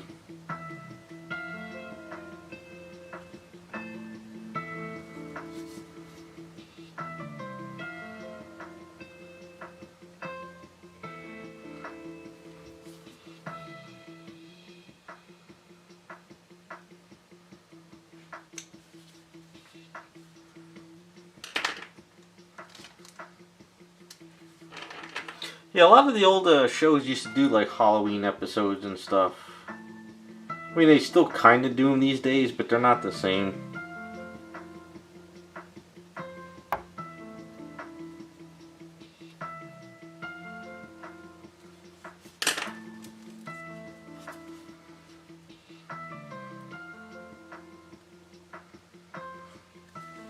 That's actually looking a little bit better than I thought it would.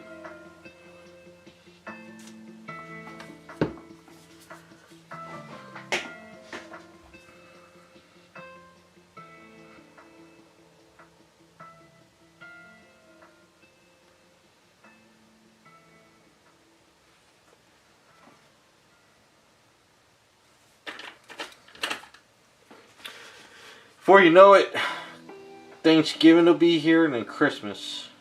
And then another year gone.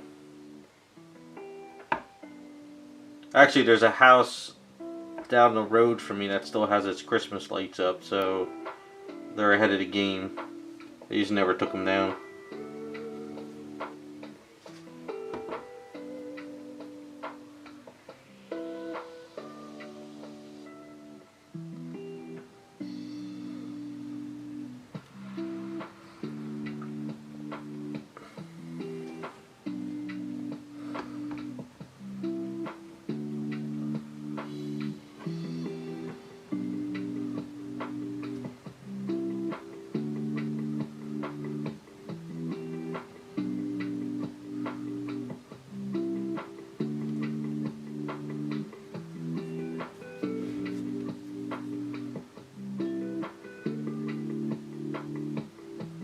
Do kids do Mischief Night anymore?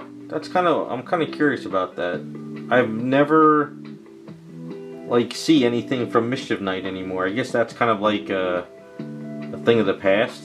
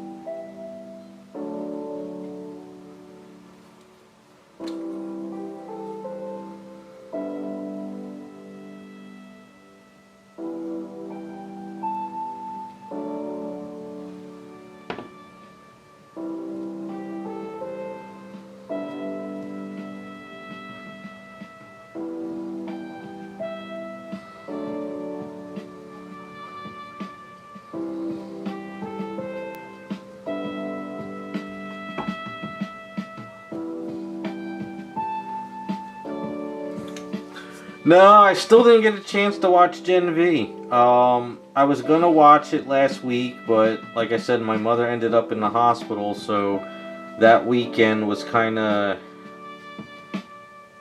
didn't get much done and have free time. So I'm probably gonna have to wait till I kind of catch back up again, so I can do like maybe do another Sunday kind of marathon or something.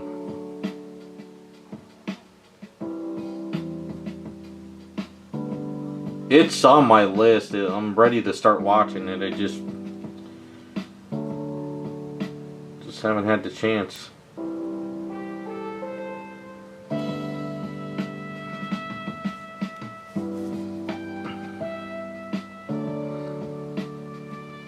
Was it good?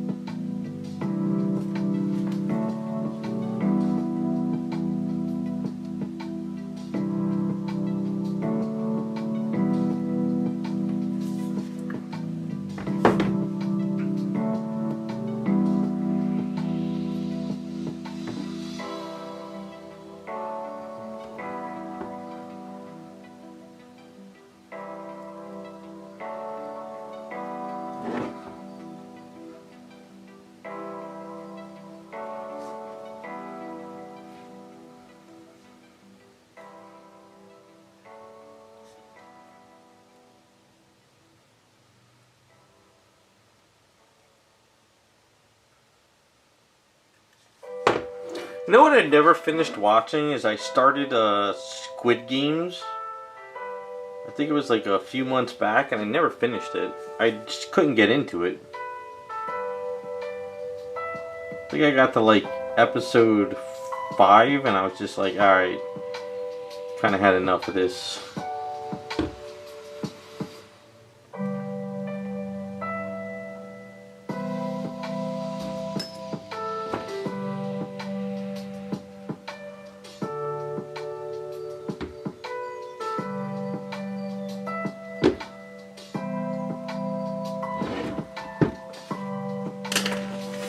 I don't know. I guess I'm more just kind of lighthearted comedy type stuff. I think like everything now is kind of like dark now to me, and I'm not really into it.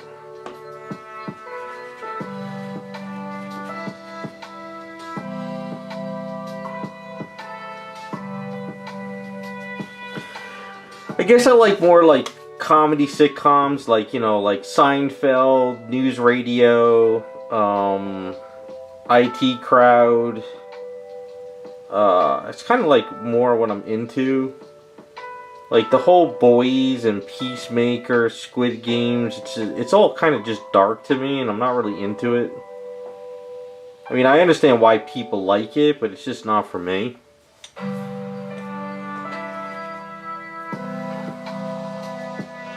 Yeah, like Dumb and Dumber, Tommy Boy, Happy Gilmore, you know, all kinds of stuff like that is kind of what I'm more into.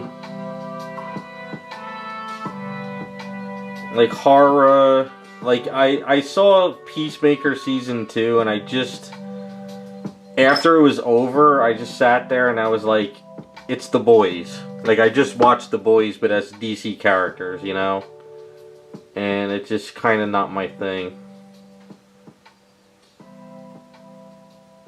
Like, I saw the trailer for Stranger Things, the final series, and I just don't see the appeal of Stranger Things. I don't find it entertaining.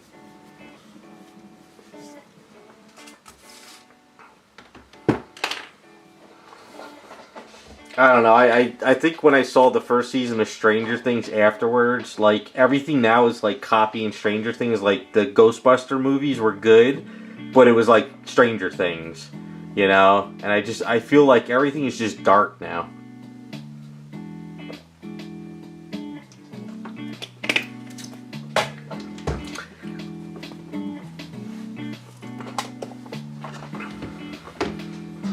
And I need comedy to come back.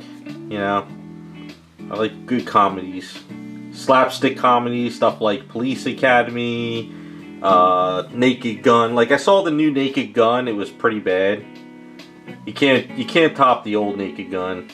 That's kind of why I'm looking forward to Spaceballs 2. I'm hoping that's actually good. So, kind of looking forward to that.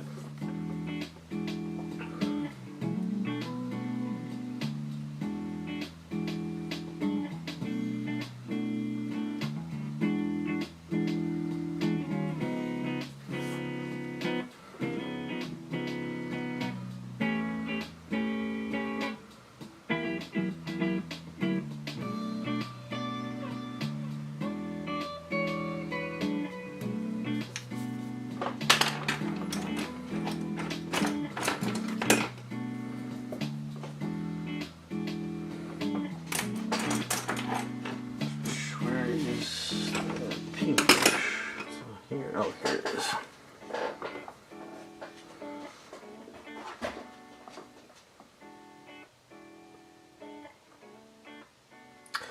First season of Peacemaker was okay. I kind of liked it because it was kind of like he's a sort of a messed up character in the comics, so the whole show kind of catered to him. But with season 2, they went straight right into The Boys. You know, there was nudity, there was sex, there was killing, there was blood. It was just basically The Boys all over again. So I was kind of like not really into it too much.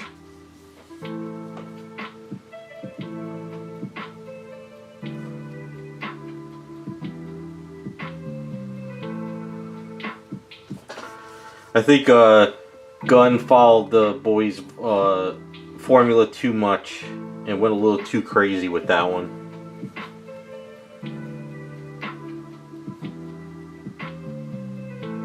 See, I liked the Superman movie because it was lighter. You know, it was a little bit lighter movie. It was more of like a comic book, and it was a lot more fun for me.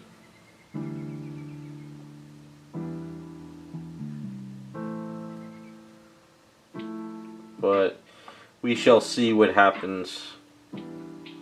See who buys up Warner Brothers. So far, I think Netflix put in a bid or is going to put in a bid.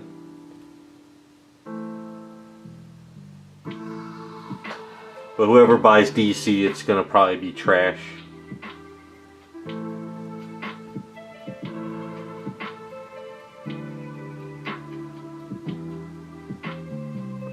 I think comic books as we know it is dead.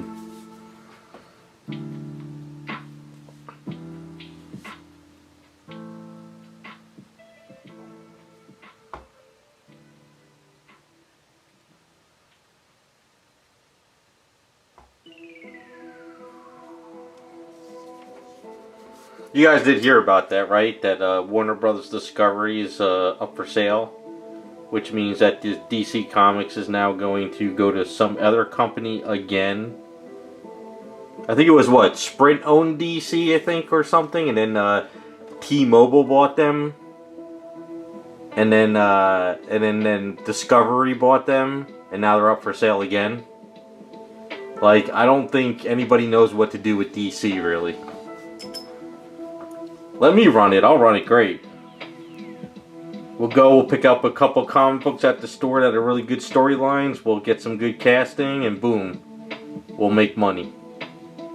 None of this, what I feel should be made shit. Just make the comic books into a movie and you'll make bank.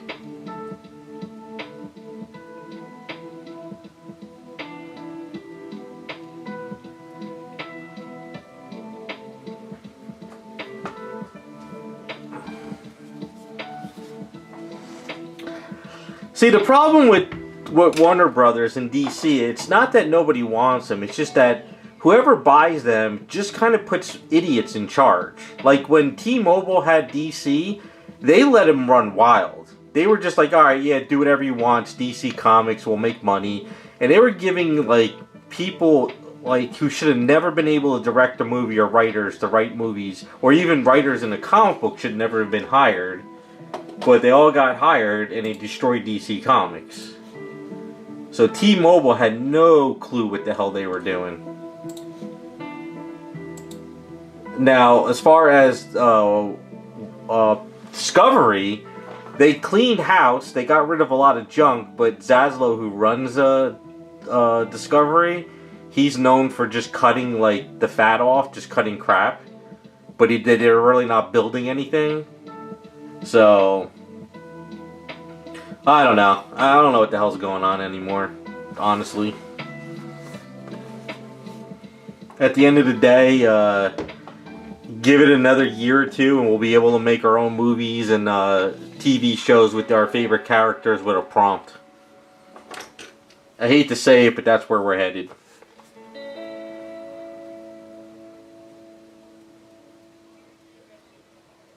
And I think that's why all the Hollywood people are scared. Because they know their time is done.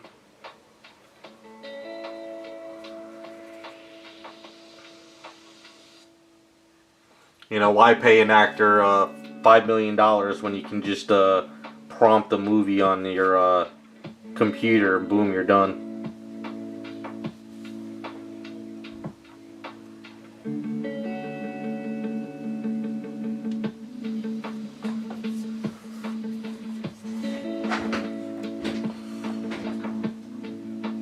I don't know. We'll see what happens, but I think if Netflix buys Warner Brothers, I think that's it. That's the end of DC. And if Amazon sort of buys it, then forget it. DC is done.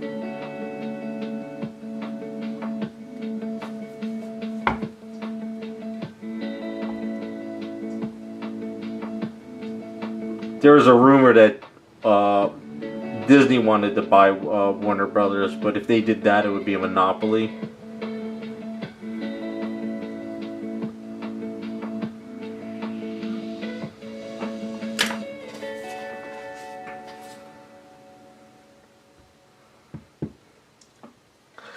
First order of business, if as DC Comics or DC in general. I think as far as comic book wise,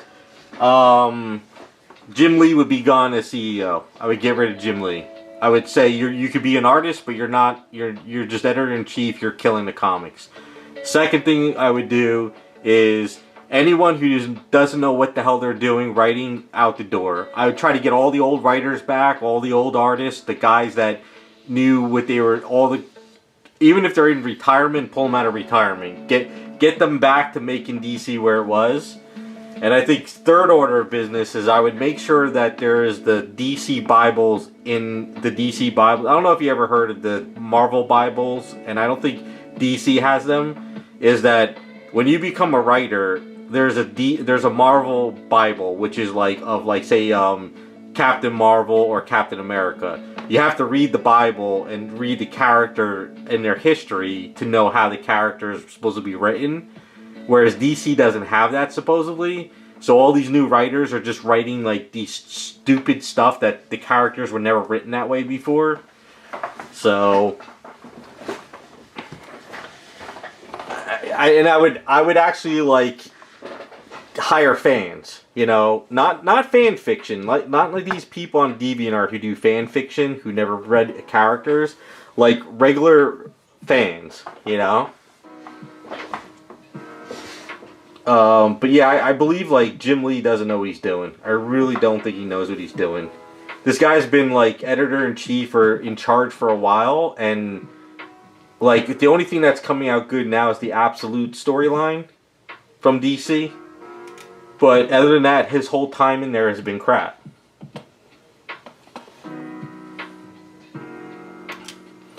No, there's a lot of people. All right, so you guys have heard of Comicsgate, correct? Like all these stupid people on the internet are still bitching about Comicsgate and Gamersgate and all this crap. So Comicsgate was basically all the specific artists and writers got in and they started gatekeeping where they didn't like this person or they didn't like that person's politics, and they would get them out of the business. So you had an echo chamber in DC Comics and Marvel Comics. And that echo chamber was just pumping out crap. You know, you got to have a variety of people. Like, maybe the first thing would be like politics. There's no politics allowed in comic books. Maybe that would be the first thing at DC.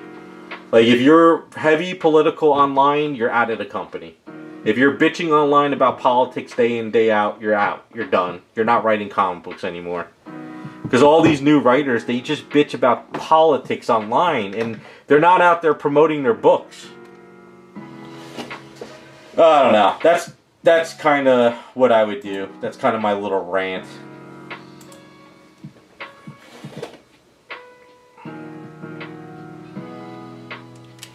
Yeah, I don't have any faith in like I said, I think the industries are dead. I think the industries are dead. Movies, comic books, even AAA video games are dying. I don't know if you've seen what's going on with the video game industry. So that's all going to shit now. So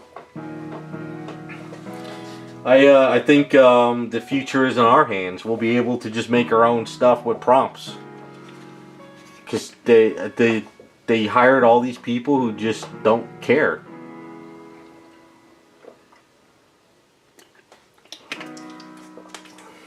You know, it's kind of funny. You could go to a comic book show, and you could talk to the artists like Jerry Ordway, Chris Claremont, Art Adams, you know, guys like Peter David, all those writers and all those old comic book artists. You can sit there and ask them about characters, and they'll know the history of all the characters. All these new writers and artists, you go up to them and talk to them, and you ask, well, how come you didn't write this or you didn't write that? They'll have no clue what you're talking about. So, that's kind of like where we're at.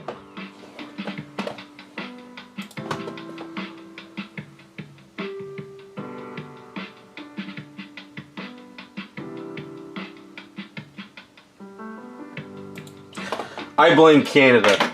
It's all Canada's fault. Alright, that collar looks a little bit better now. So what I'll do is when it cures up, I'll kind of sand in the inside a little bit. And then what we'll do is we'll start detailing it afterwards. So that looks a lot better. I kind of like that now. The only problem is the back with the hair. I'm going to have to kind of tweak that some. Yeah, I think that looks pretty good. I'll show you guys forward. Looks a little bit better now. Come on, get down there.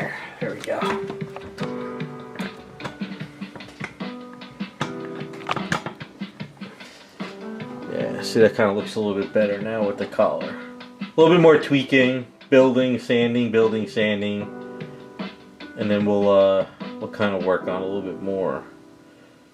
So I think what I'm gonna do is kind of next step. So I think we're gonna kind of add a little piece going over here.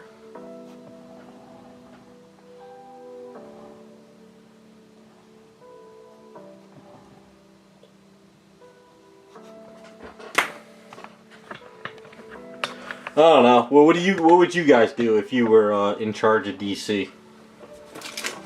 What would be your first thing? I know one thing. I would tell James Gunn, you better get Sydney Sweeney to be Power Girl. You see her new outfit lately? Oof. Good Lord.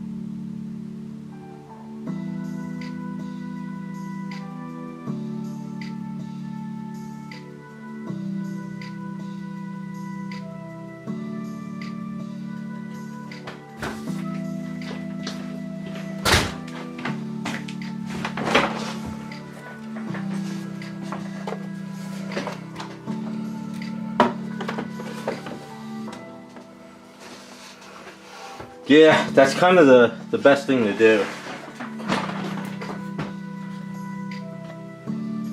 I'm gonna get there we go.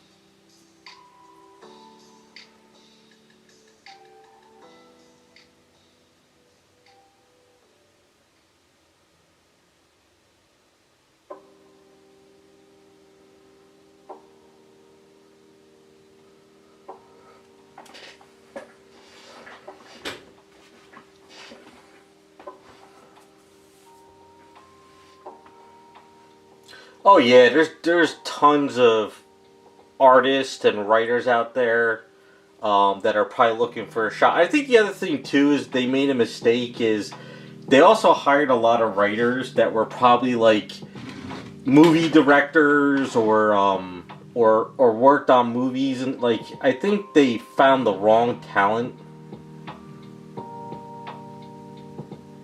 You know, because wasn't there like a bunch of comics that were they were like, oh, this person directed this movie and they're now a comic book writer, and it was like the stories were all off.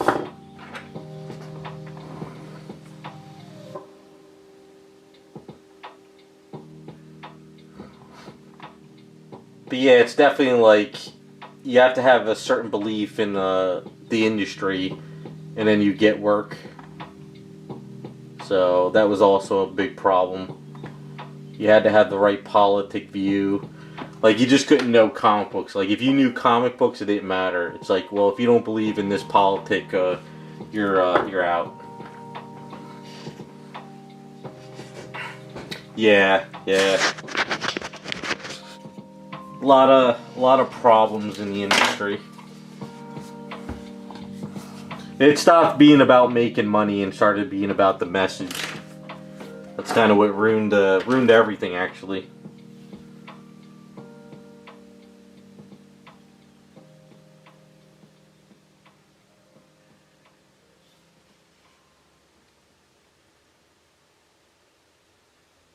So you could believe whatever politics you want, but, you know, it's a friggin' comic book, you know? You don't have to get your message out in the comic.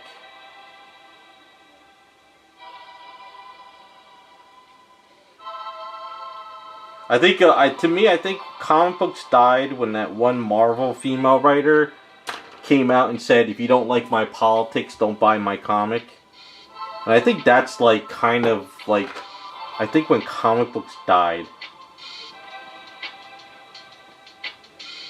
I think that's kind of the pivotal moment, and I think our current history is when comic books were just like, okay, that's it, we're done.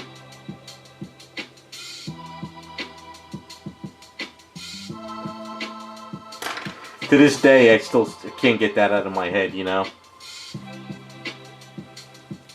Like, I couldn't imagine in the 90s somebody writing in the Wizard World, if you don't like my comics, don't buy my you know.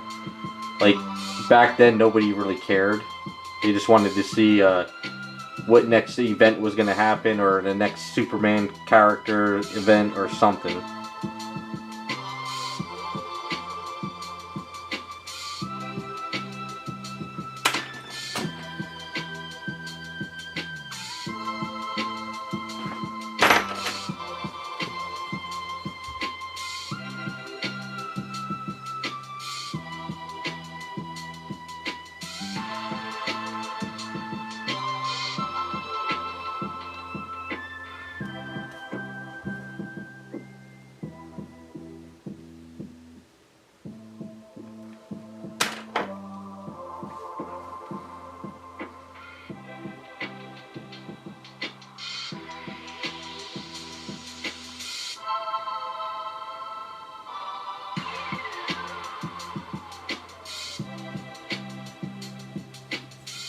They actually said that?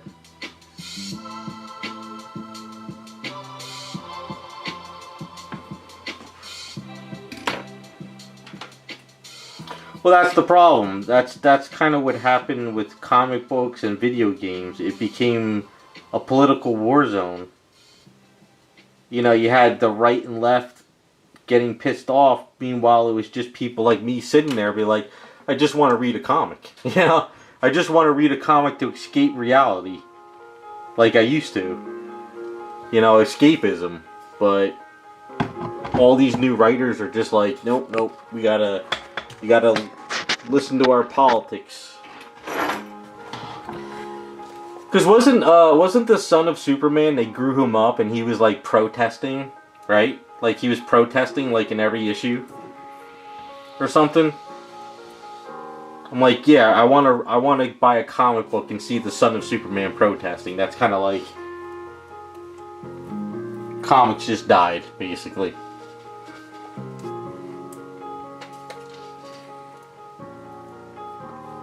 Even the Power Girl issue comic, like I think it was issue 2 or something. All of a sudden, there's like 5 pages or 4 pages of protesting going on, and I was like, "Are you kidding me?"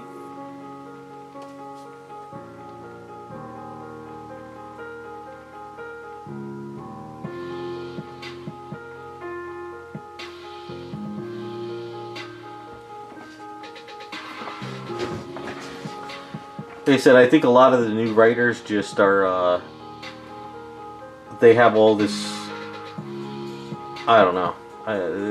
They don't know what they're doing.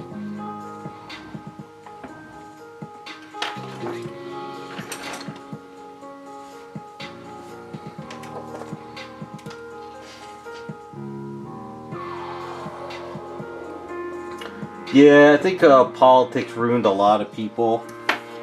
It became a religion to a lot of people, and they just can't let it go. Like, I know people in real life where, you know, if I talk to them, or we just kind of, they just sit there and talk politics all day long, or social issues, or it's like, You need to take a break. Well, JC, you should look up that one comic book female writer who came out and said, if you don't like my politics, don't buy my book. She said it in such a smug way. Everybody was like, okay. And everybody took her up on that. And stopped buying her. And then she came out, what was it, like a year ago? Or something? She was wondering why nobody was reading her comics anymore. And everyone was like, did you not remember what you said? Oh, she said something like the comic industry is dying or something. Nobody's buying comics anymore. And we're all sitting there laughing at her because we're like, you're the one who told us not to buy them.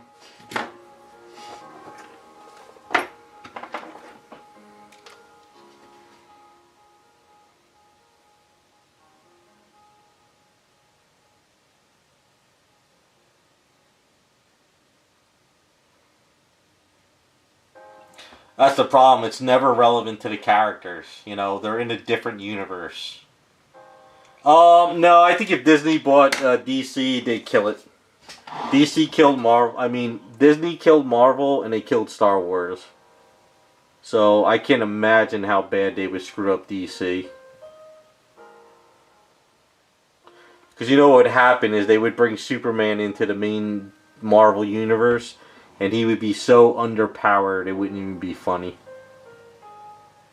They would, like, make it so Spider-Man can, like, beat him up.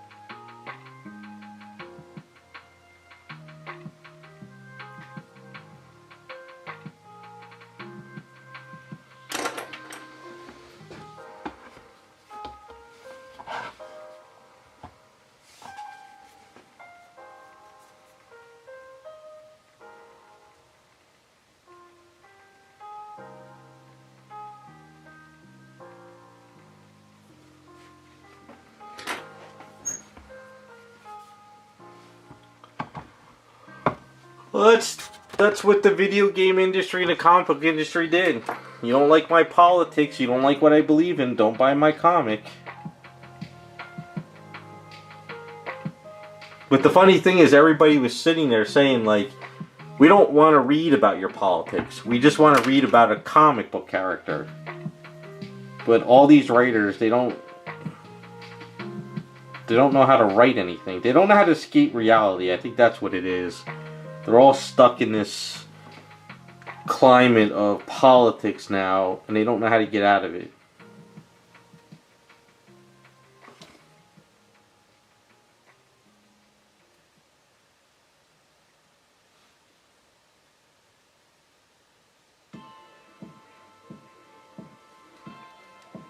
I guess that's why the video game industry is like is going crazy on like Steam.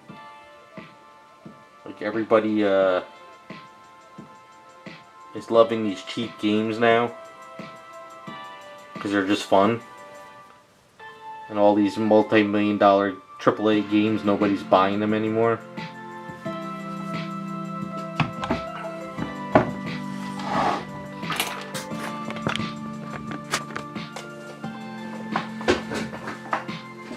Alright, let's see where I'm at now. Okay. Let's take out this.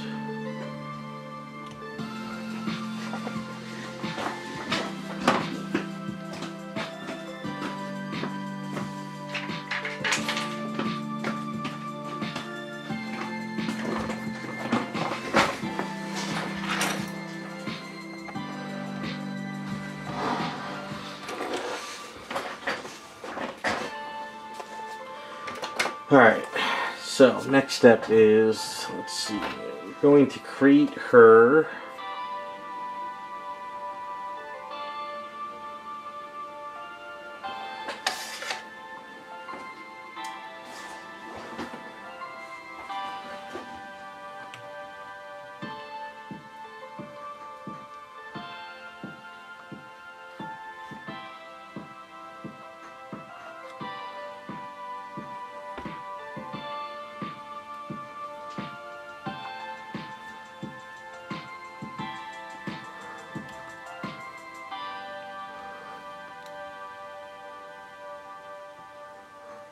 forgot how I was going to do this.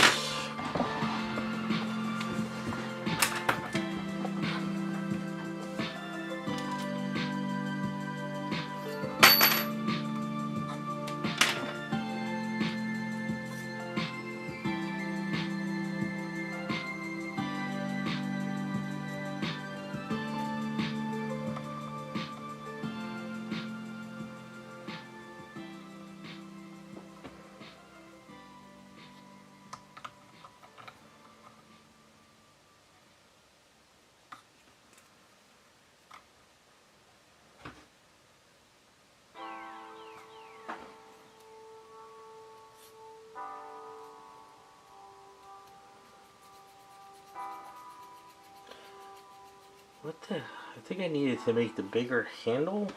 Forgot. What was I gonna do on this? So this handle.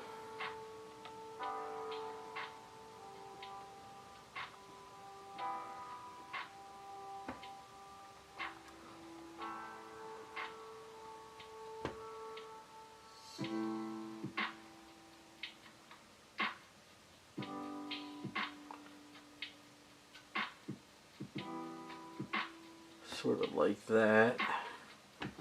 This will break.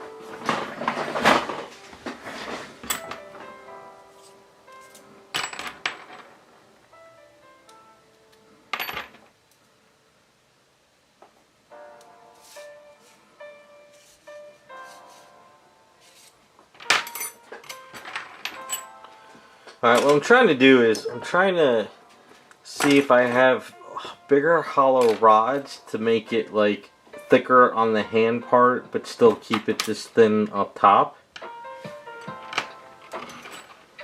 But I don't know if I have enough variations of the hollow rods.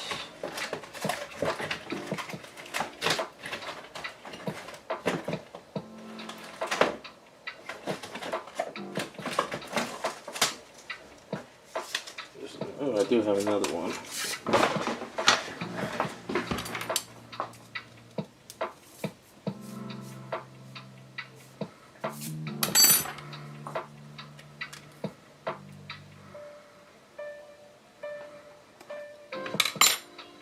I think I have enough. Let's see.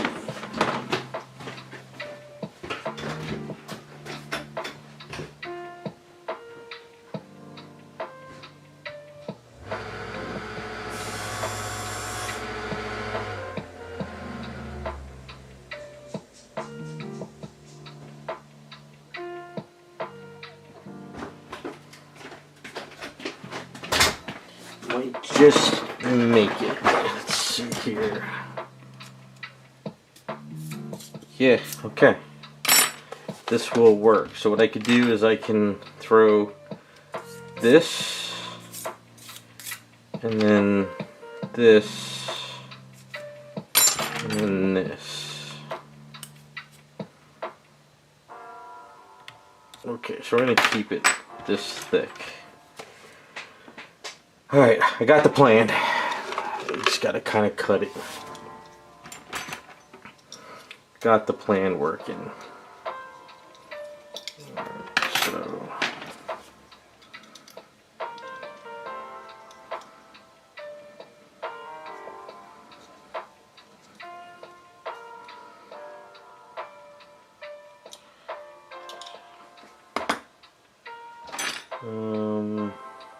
I gotta grind this down.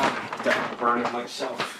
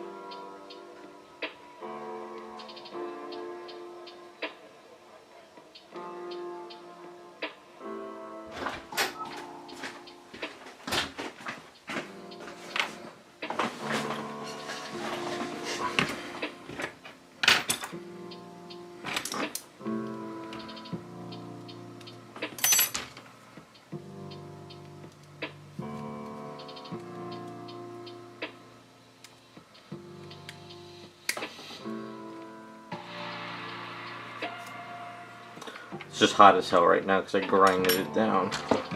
So what we'll do is we'll mark it here.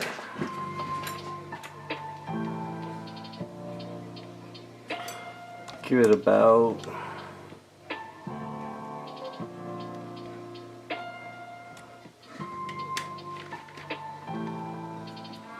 I don't think I have any more of this size. That's right. It'll work.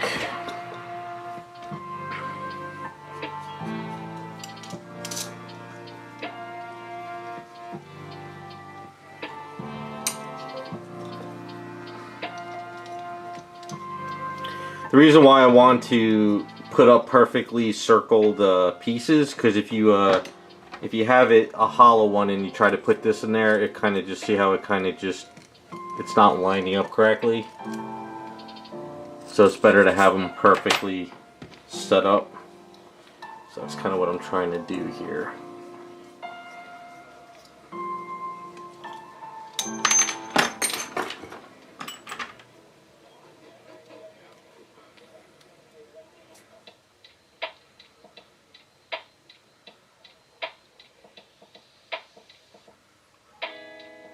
This one can go into that.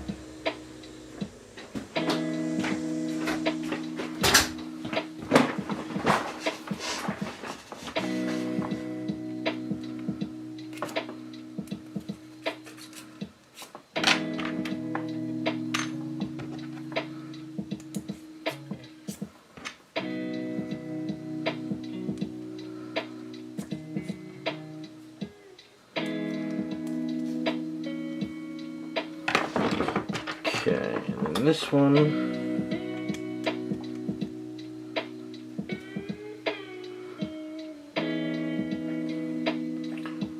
let me create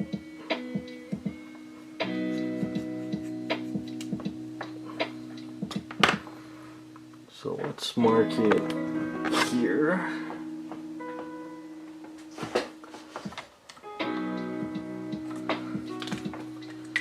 So the idea would be to go under her arm like so. So I'll have it about this long. Right.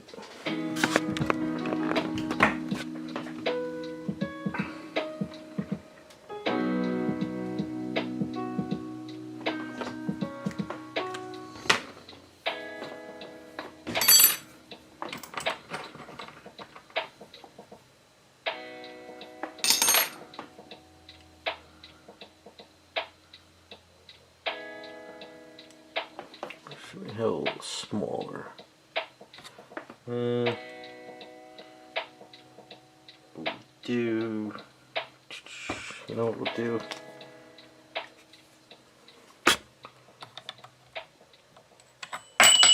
Oops.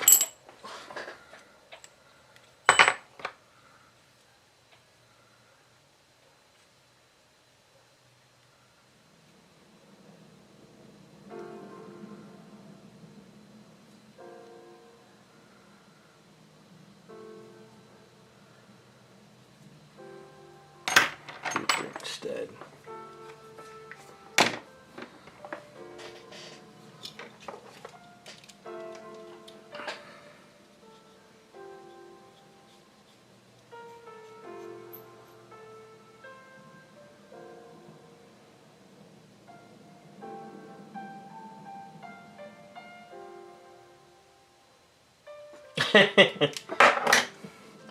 I guess that could work, Terrell.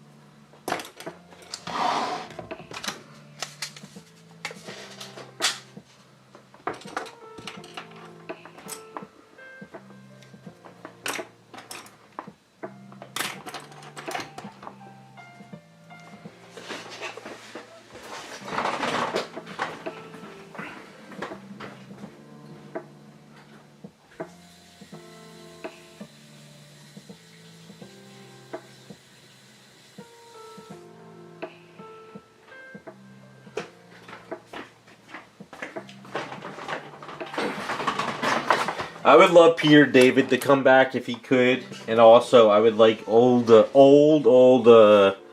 Mark Waid. New Mark Waid is too heavily political online, and he talks a little too much about that stuff. But I love his older stuff.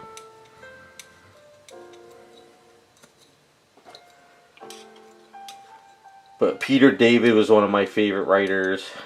The Mark Waid Flash stuff and the Mark Waid Kingdom Come was great. Trying to think of some other guys I liked. I think I followed Peter David most of the time.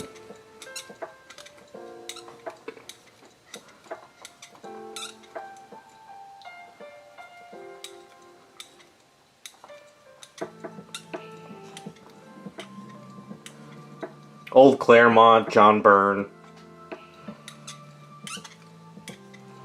If you could clone anybody, you gotta clone the greats. But you gotta make sure their clones aren't flawed either. You gotta make sure they're good clones.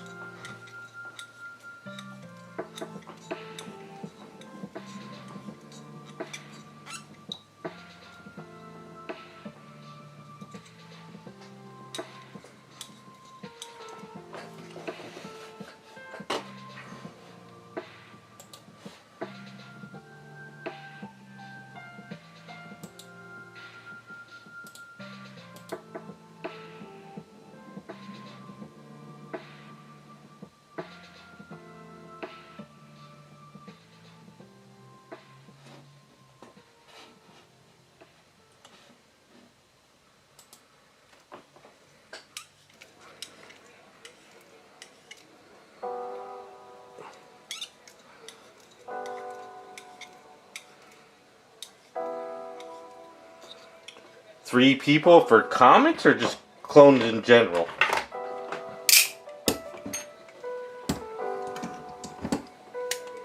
I mean, in general, it'd just be me, so I could get more of these statues done.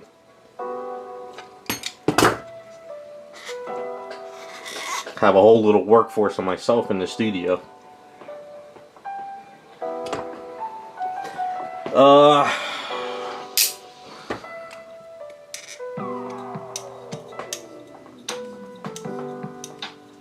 Trying to think.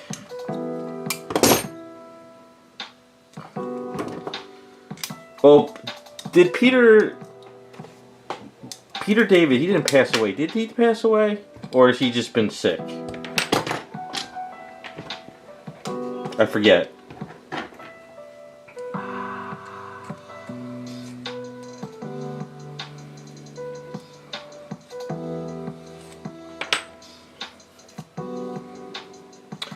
Alright, so it definitely would be Peter David. Because like I said, I loved his stories. So definitely Peter David. Trying to think of who else.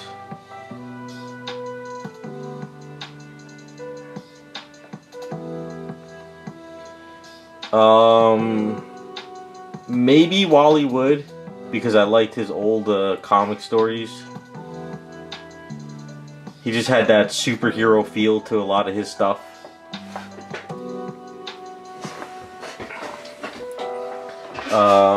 Let's see, who else?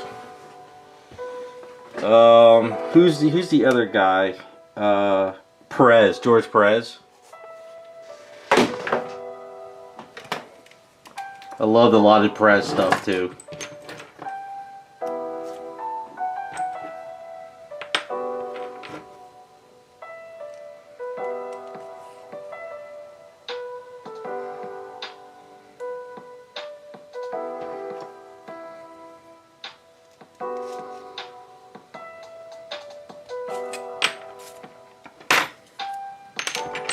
So definitely Perez. He's definitely somebody I do miss.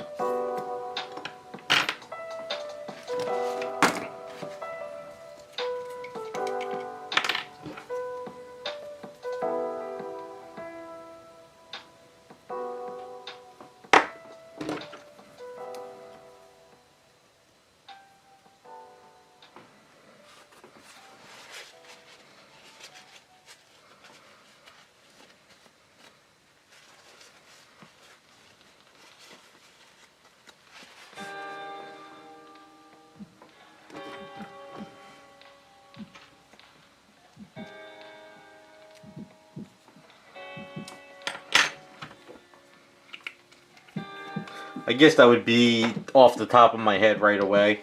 First that come to my mind would probably be them.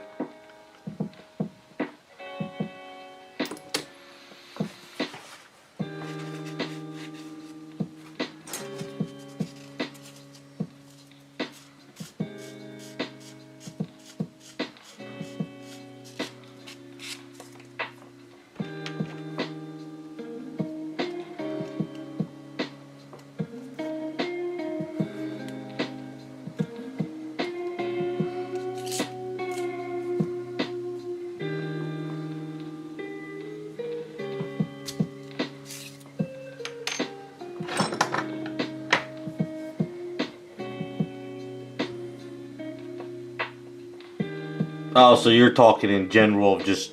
I thought you meant just comics.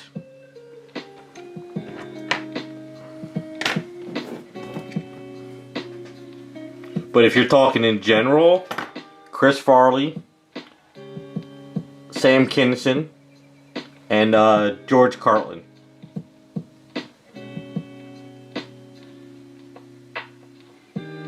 Bring those guys back.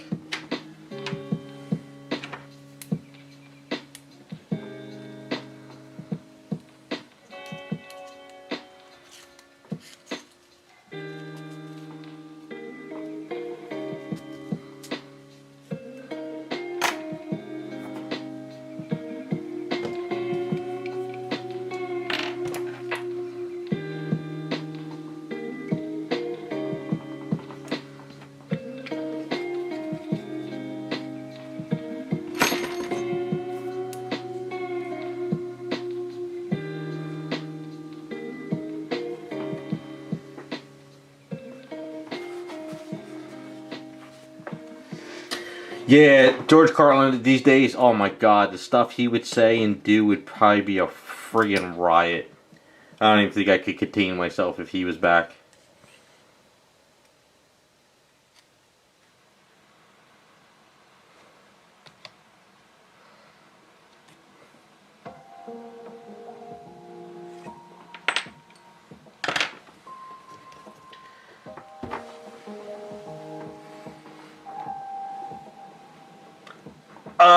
Yes, I think I did. A while back, I think. I listened to a lot of Art Bell stuff. The only problem now is trying to find a lot of cleaner Art Bell stuff's a pain in the ass.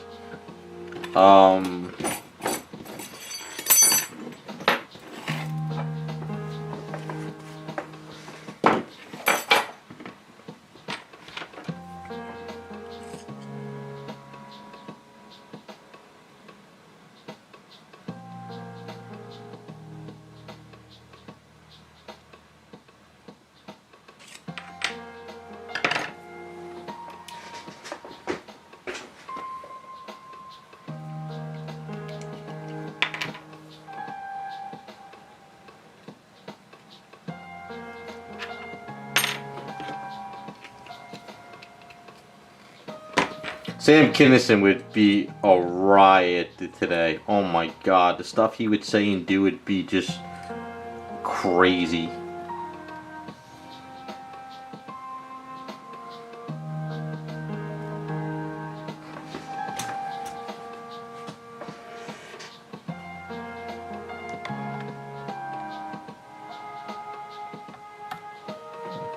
That's good.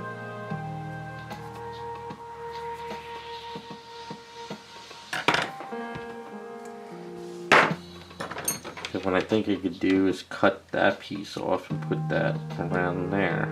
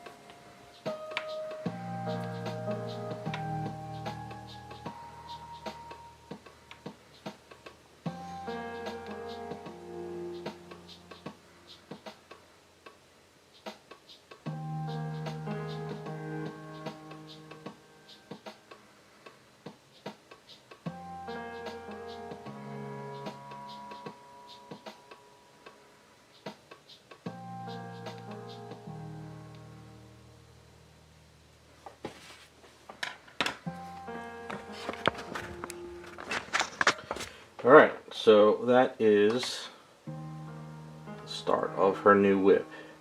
A little heavier, but we won't have to worry about it falling over time. So what I'll have to do is, what I might do is have to like see if I could Dremel a hole into this area and then sort of kind of like attach it into her hand and then lock her fingers over it. It'll have to be painted while it's in her hand, but it'll look like that. And of course it shouldn't be falling though.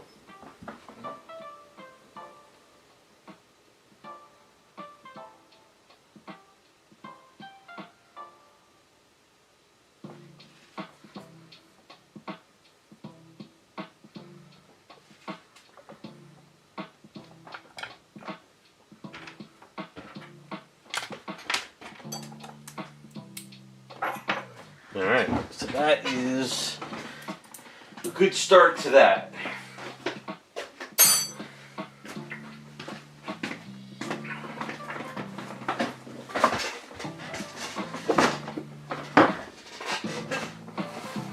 Yeah, so what I'll do next is when this cures up, I'll clean up this area here, and then what we'll do is we'll try to stylize it a little bit, and we're going to add sort of like a bottom of the collar too.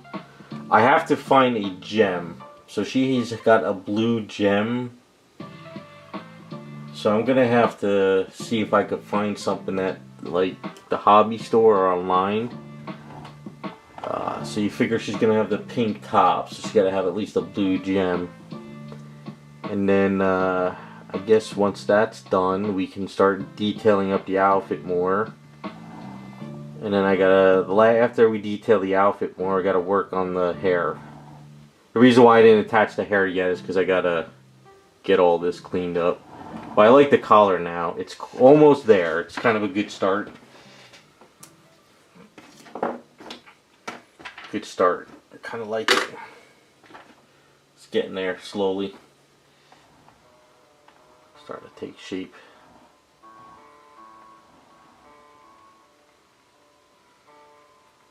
But we still got to get the chair printed too.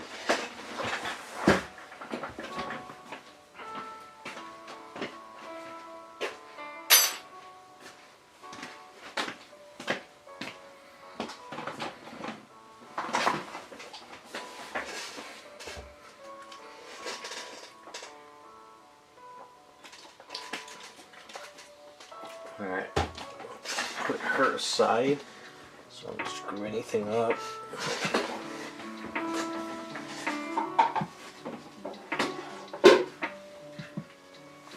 Now,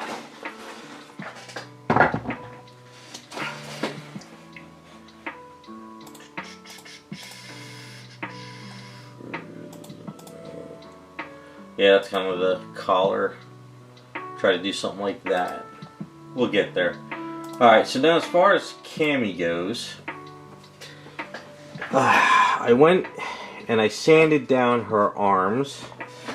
Well, at least the cuffs, because we're going to have rolled up sleeves. Yeah, she's still kind of a mess. So what I need to do is I need to sort of clean this area up a little bit more, and over here I think I'm going to have to take that down more and do something else. But the idea is to show the bra underneath, you know. So I have some A's. Let's see how hardened it's gotten. Maybe we can start working on the collar a bit.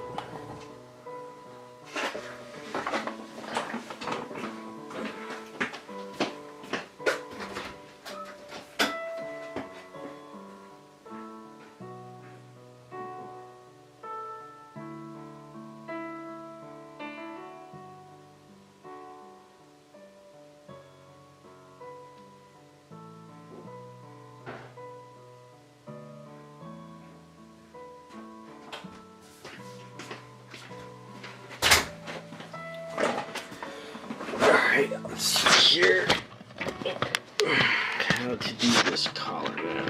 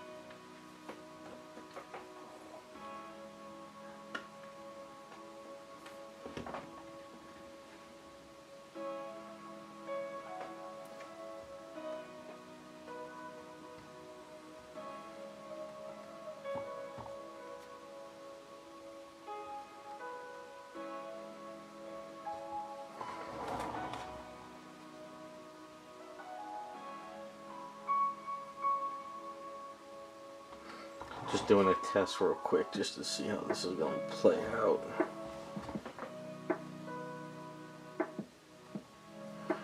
Alright. So I think I need to do is the top part of the collar and then sort of the bottom afterwards. So I'm going to have to roll this out. Again.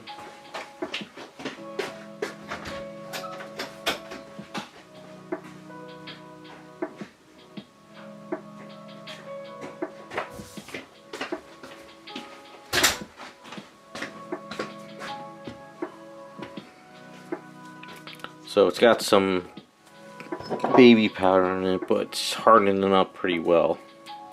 Oops.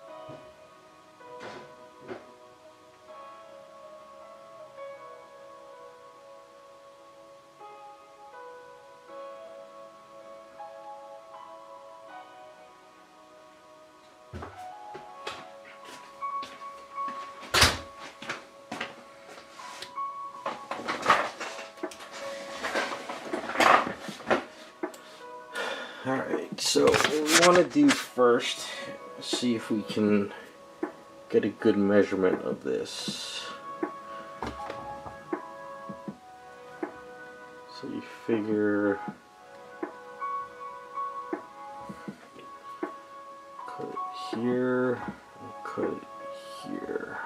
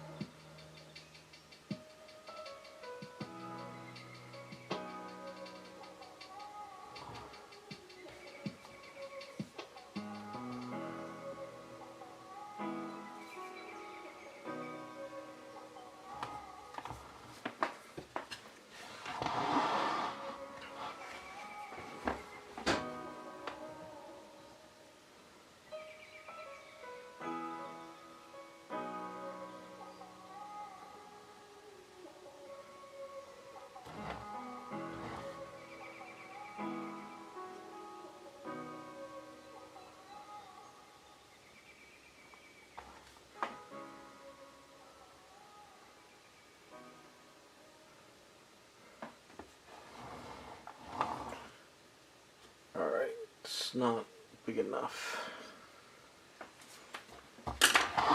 Try again.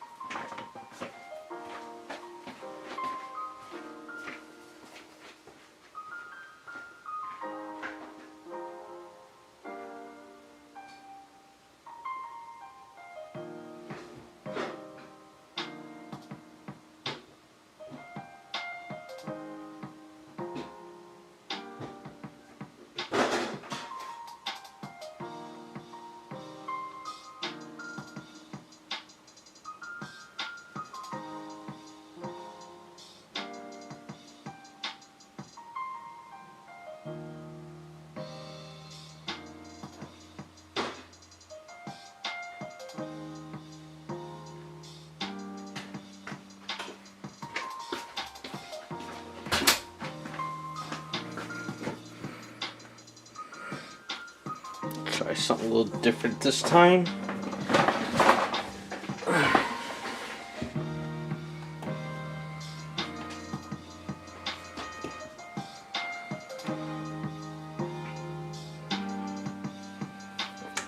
So what I did is I cut it and then I put a little mark in the center. So let's see if this sort of kind of helps with it.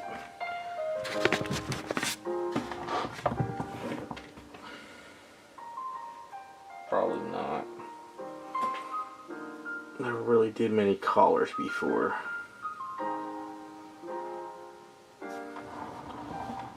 Sort of split.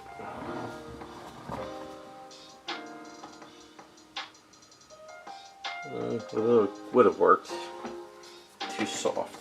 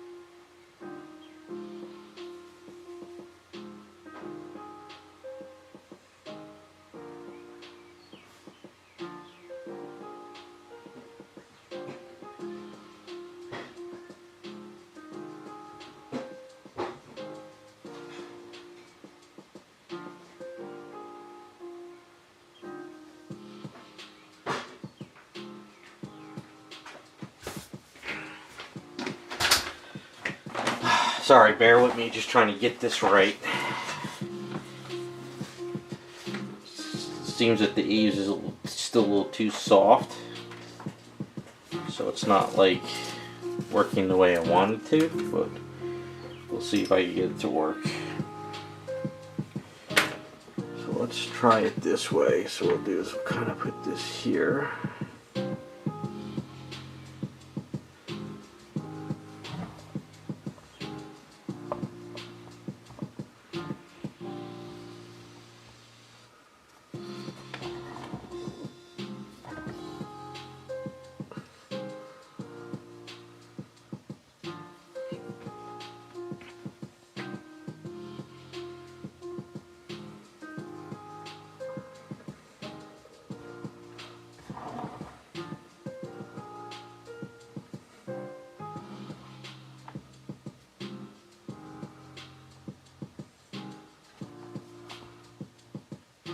Just trying different ways to do this here.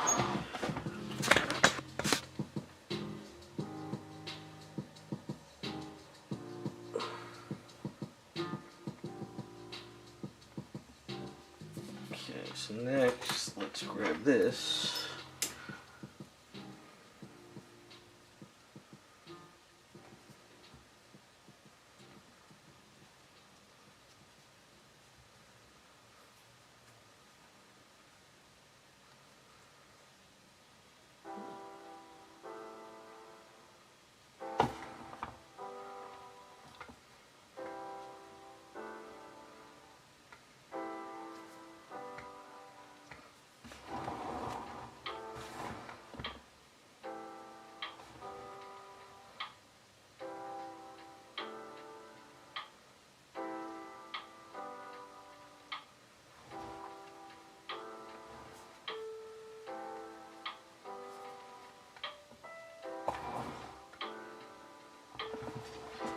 Yeah, I think I need the eaves to be tougher. It's too soft, and it's going to take another hour before it gets to where it needs to be. Crap. Let's see. Is there something else I can try here?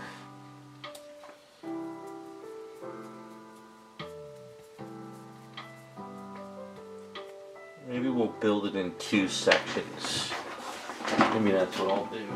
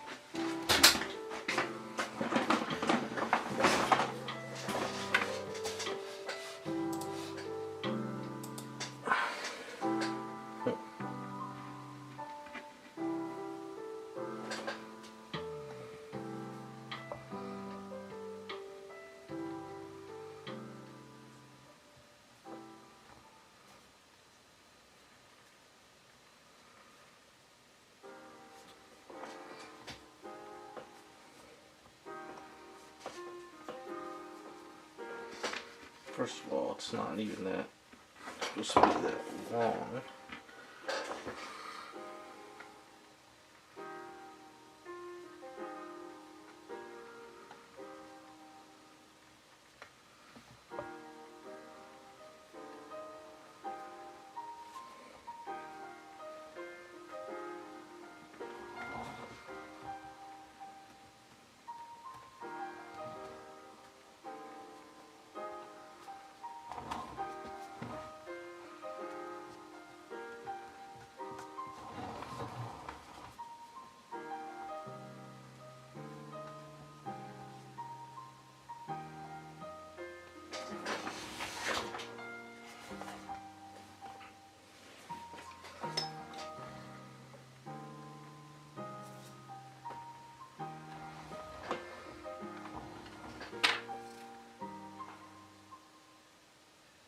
Yeah, maybe that's how I'll do it.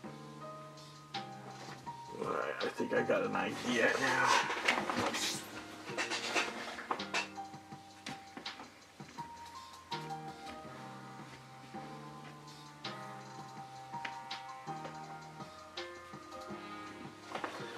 So it's not as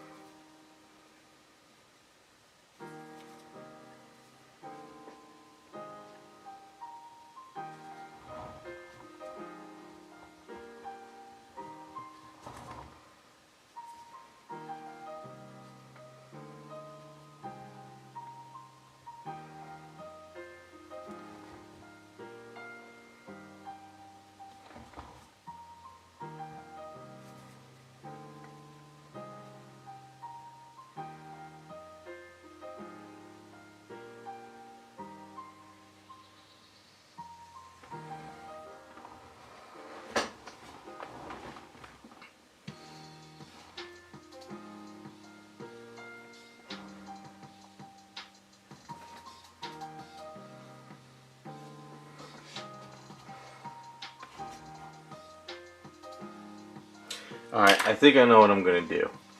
So what I'm going to do is I'm going to cut pieces for next week. I'm going to create a triangle here out of some of the flat eaves I have rolled in the garage. And what I'll do is I'll glue a triangle piece here and a triangle piece there, and then I'll build off of that the collar. Because right now it's just going to keep flopping. So I have fine, thin pieces of eaves I can cut. I'll see if I can grab one and show you.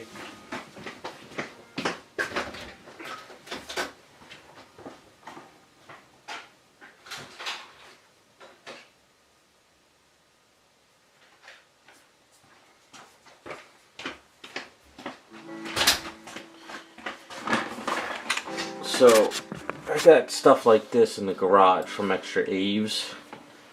So what I can do is I can sort of grab a piece of paper and create like a triangle, you know, and I can cut it and I can glue it on there, and then I can grab another piece of triangle, you know, and kind of like create my little arch.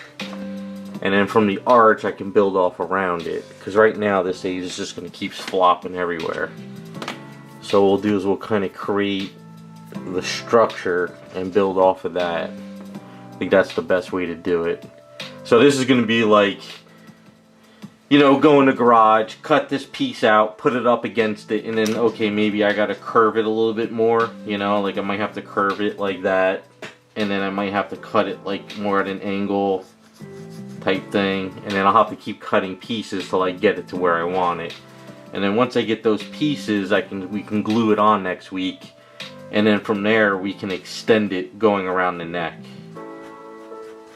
And it's easier that way, instead of trying to flop eaves all over the place and it just keep flopping. It's not worth the hassle. That's the best way to do it. And then from there, like once we get those pieces on, we can sort of work out the cuffs, sand this stuff down, kind of fix this up a bit. I think what it is, I just got to fill this in here, and then we can start working going down. So yeah, I think that's what I'm gonna do. I think that's the best way to do this. This is just not working the way I want it. And I would do it now, but the problem is I'll be in the garage and it won't be in front of the camera, so it's kind of a waste to do it. So what I can do real quick is sort of, this has also got to be sanded down some.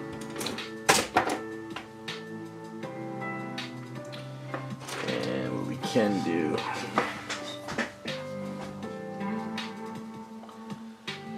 no, I've never really did this before, so I'm just trying to like brainstorm on how to do it and make it work. I mean,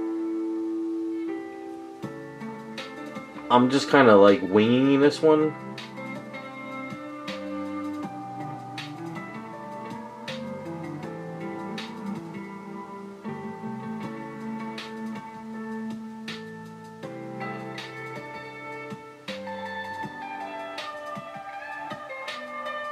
It's just that sometimes when you get stuff that sticks up and, you know, like kind of that needs to kind of sit and flop and stuff, it's just a pain in the ass. It doesn't work.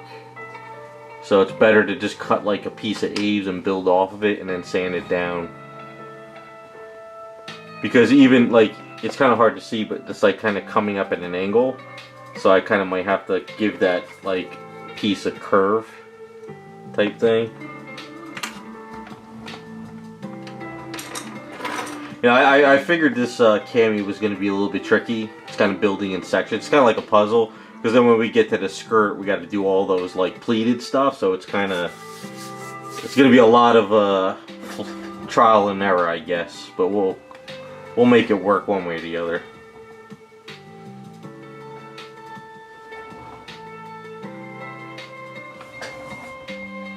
Yeah. So I'm gonna roll this eaves out, because I'm not gonna use it. Well, actually, I might use it because I got a filler item.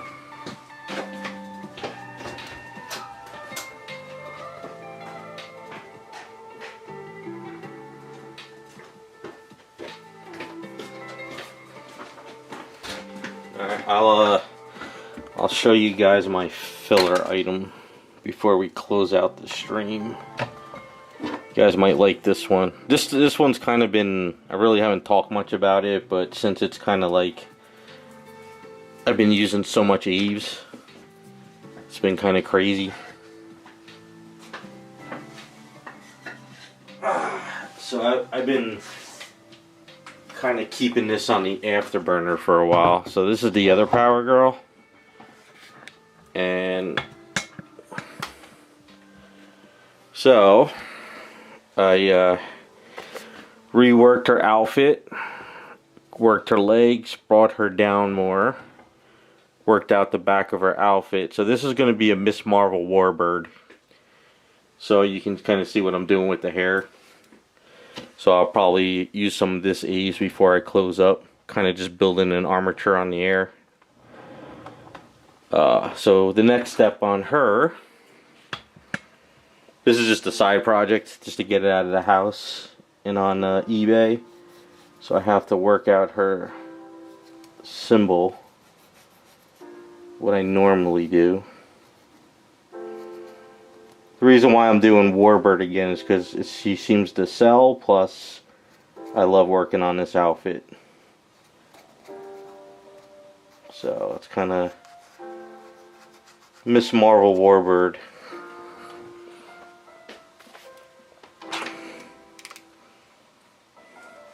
Yeah, she's so much fun to paint and sculpt, and the outfit is it's to this day it's one of my favorite outfits. So I have to just kind of, I got to work on the sash yet, but I wanted to try something different with like the outfit, kind of like with the marks and the stretch marks on her waist. So I just had so much A's working on projects the past week. I actually had to order more A's. I thought I had more in the fridge, but I didn't. So I just had to order another batch of Fix-It and Aves and finishing solution because I just ran out. Between the Medusa and all these kits that are on my floor right now, and then in the garage, I just kind of been, so you can see I've been having all this extra material here, and I figured I could kind of build up this character. So yeah, so that's kind of what I've been doing with this one. And then I figured I would lower her too. So I brought her down about 2 inches so she's not as high on this one. So it's kind of my little filler project I've been working on. And I figure once the hair is kind of ready to be sculpted, I can start doing stuff. So what I've been doing lately is kind of, I've just been like taking tape.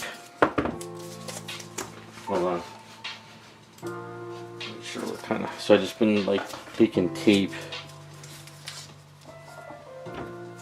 anytime I got this extra Aves.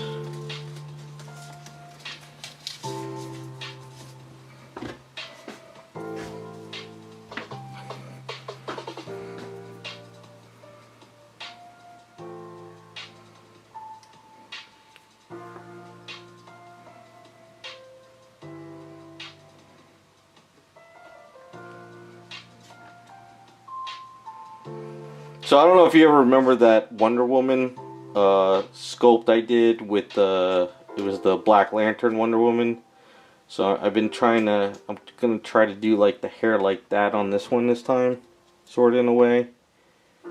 Just kind of use this Aves as kind of, instead of letting it burn, kind of just create an armature and then kind of just go in there and do crazy waves. So that's kind of the idea I've been doing lately with this. So that's my little side project. Get this done, put it up on eBay, hopefully it sells. Get another side project out of the house. All these boxes in my garage, my studio now. Just got another kit in the mail today to work on. So yeah, that Wonder Woman worked out so well. So I'm trying to, because I remember how I did the hair, where I kind of just did like sort of armature and then I kind of went in crazy with the hair. So I want to do it with this one too. I want to just kind of like have different strands and stuff going all over the place. That's kind of the goal on this one. But just want to make sure she doesn't lock in place or nothing. Yeah, so that's kind of what I've been doing with this. Just filling it in.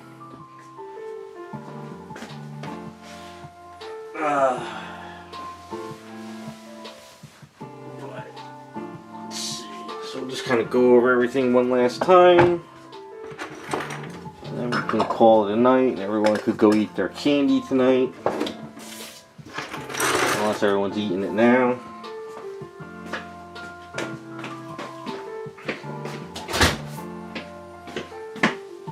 I kind of like the way Misty's turning out now.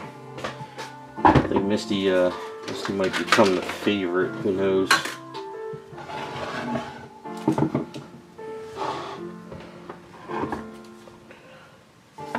So let's pull this down.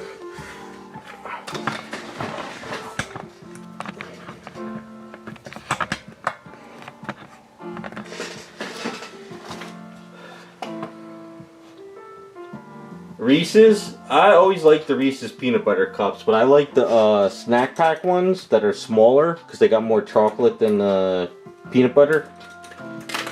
The butter cups, I mean, that's the ones I like, the butter cups.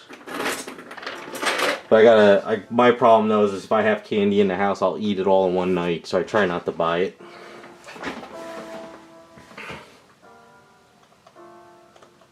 Alright, so as far as Misty goes, what I did, if you weren't here in the beginning of the stream, is I cut this hand off because it was too positioned where the staff would kind of hit the duck.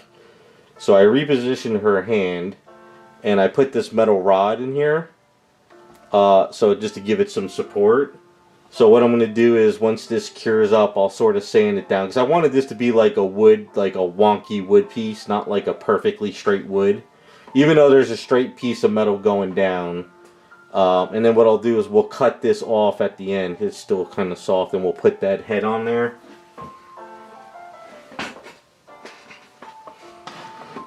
Well, this is the Laura Croft sculpt.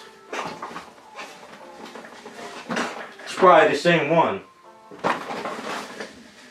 You know, and then we'll put this head on. Actually, what I might do, instead of trying to cut a hole there, maybe what I'll do is I'll just grind this out and I'll put this sort of in the circle. This way it kind of won't turn. Maybe that's what I'll do. Yeah, it's the same one probably. Yeah, so maybe that's what I'll do. What I'll do is, maybe what I'll do is I'll bend this backwards. This is actually a skewer for like the grill, for like shrimp and stuff. I don't know where the hell I got them from. They've been sitting in my garage. So what I'll do is I'll kind of just bend this back, and then I'll put the head in there. So we'll have the head sort of at a little bit at an angle. And then this, even though it's kind of locking up to the base right now, I'm going to like let it sit. Actually, what we should do is probably just cut it right now, since it's sort of soft. Yeah. I'll probably grind up the bottom a little bit because it's going to get raised up here. And then this arm is removable, so I'll have to set it up where it sort of like sticks in the grass a bit. But I like the pose now that we got the staff in there. I think it's looking really good. It's going to look really cool. So what I need to do is I need to clean her up though, because there's a lot of stuff here I got to clean up. So I need to get the body cleaned up.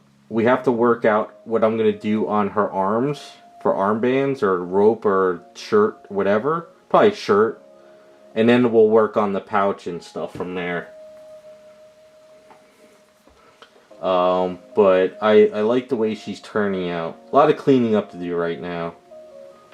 And I think once I get the pouch on, the straps, once we get the hair done, that's when she'll come together, because then you'll know who she is. But I still got to work on the sneakers. Kind of keep going from there. But yeah, I like the way she's coming out now. She's coming together nicely. And like I said, I wish I was a little bit further along with these, but real life kind of getting in the way here and there. So, oh, as far as Cammy goes, I forgot to show you guys. I just haven't had a chance to do it. So I have a base here. This was a base for my friend's item we're not using. So I'm going to use this for Cammy. I went ahead and sort of got the chair sort of situated, but I didn't. So I'll explain what I'm doing. So I went in the garage the other day when I started working on these, and I cut out the metal rods so they could just go in like that, so we don't have to glue anything.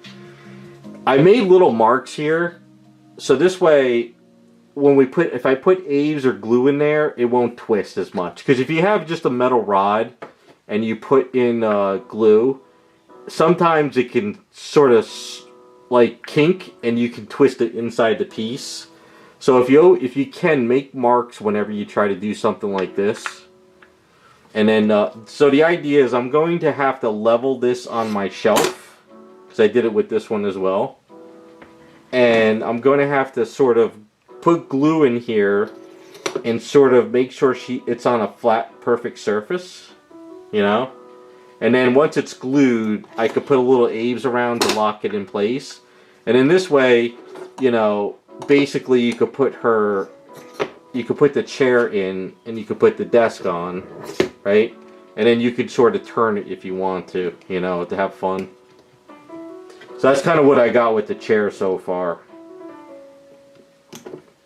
I figured this would be the best way for displaying and also breaking it down. Instead of trying to make the whole desk perfectly shot and straight, what might happen is if it goes in someone's hands, they might twist it or break it or something. So I figured it'd be fine just making it twisting. Because maybe somebody wants to display the desk like this, or maybe put the chair like that, you know. So that's kind of the idea with the desk. But I think it would work good on the base with her, because I also tried to line it up so she'll be on the base like so. Hold on. I think how far you go.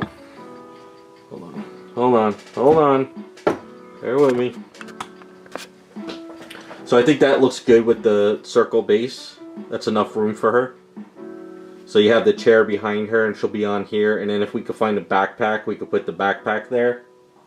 So we'll have a nice little setup with a round base on her displayed. And I think with the desk though, what I will do is when it's all done,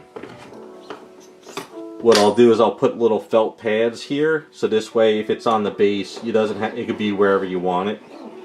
You know, it doesn't have to be just set in one spot. So I think we'll do that. So that's kind of the idea with her. I just have to line it all up. I'll probably do it in the garage, because the shelf in the garage is perfectly leveled. So it's probably better to line everything up in there. And then, as far as the piece that goes up top, I got to figure out how we're going to do that. I don't know if it's I don't know if there's any kind of small hinges I could get. So I'll have to see. There's got to be some kind of maybe little tiny hinges I can lock in place. Figure that one out.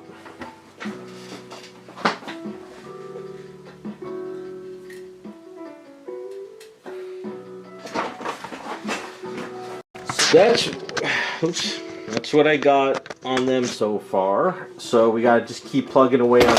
Oops. All right, getting a little crazy at the end of the night.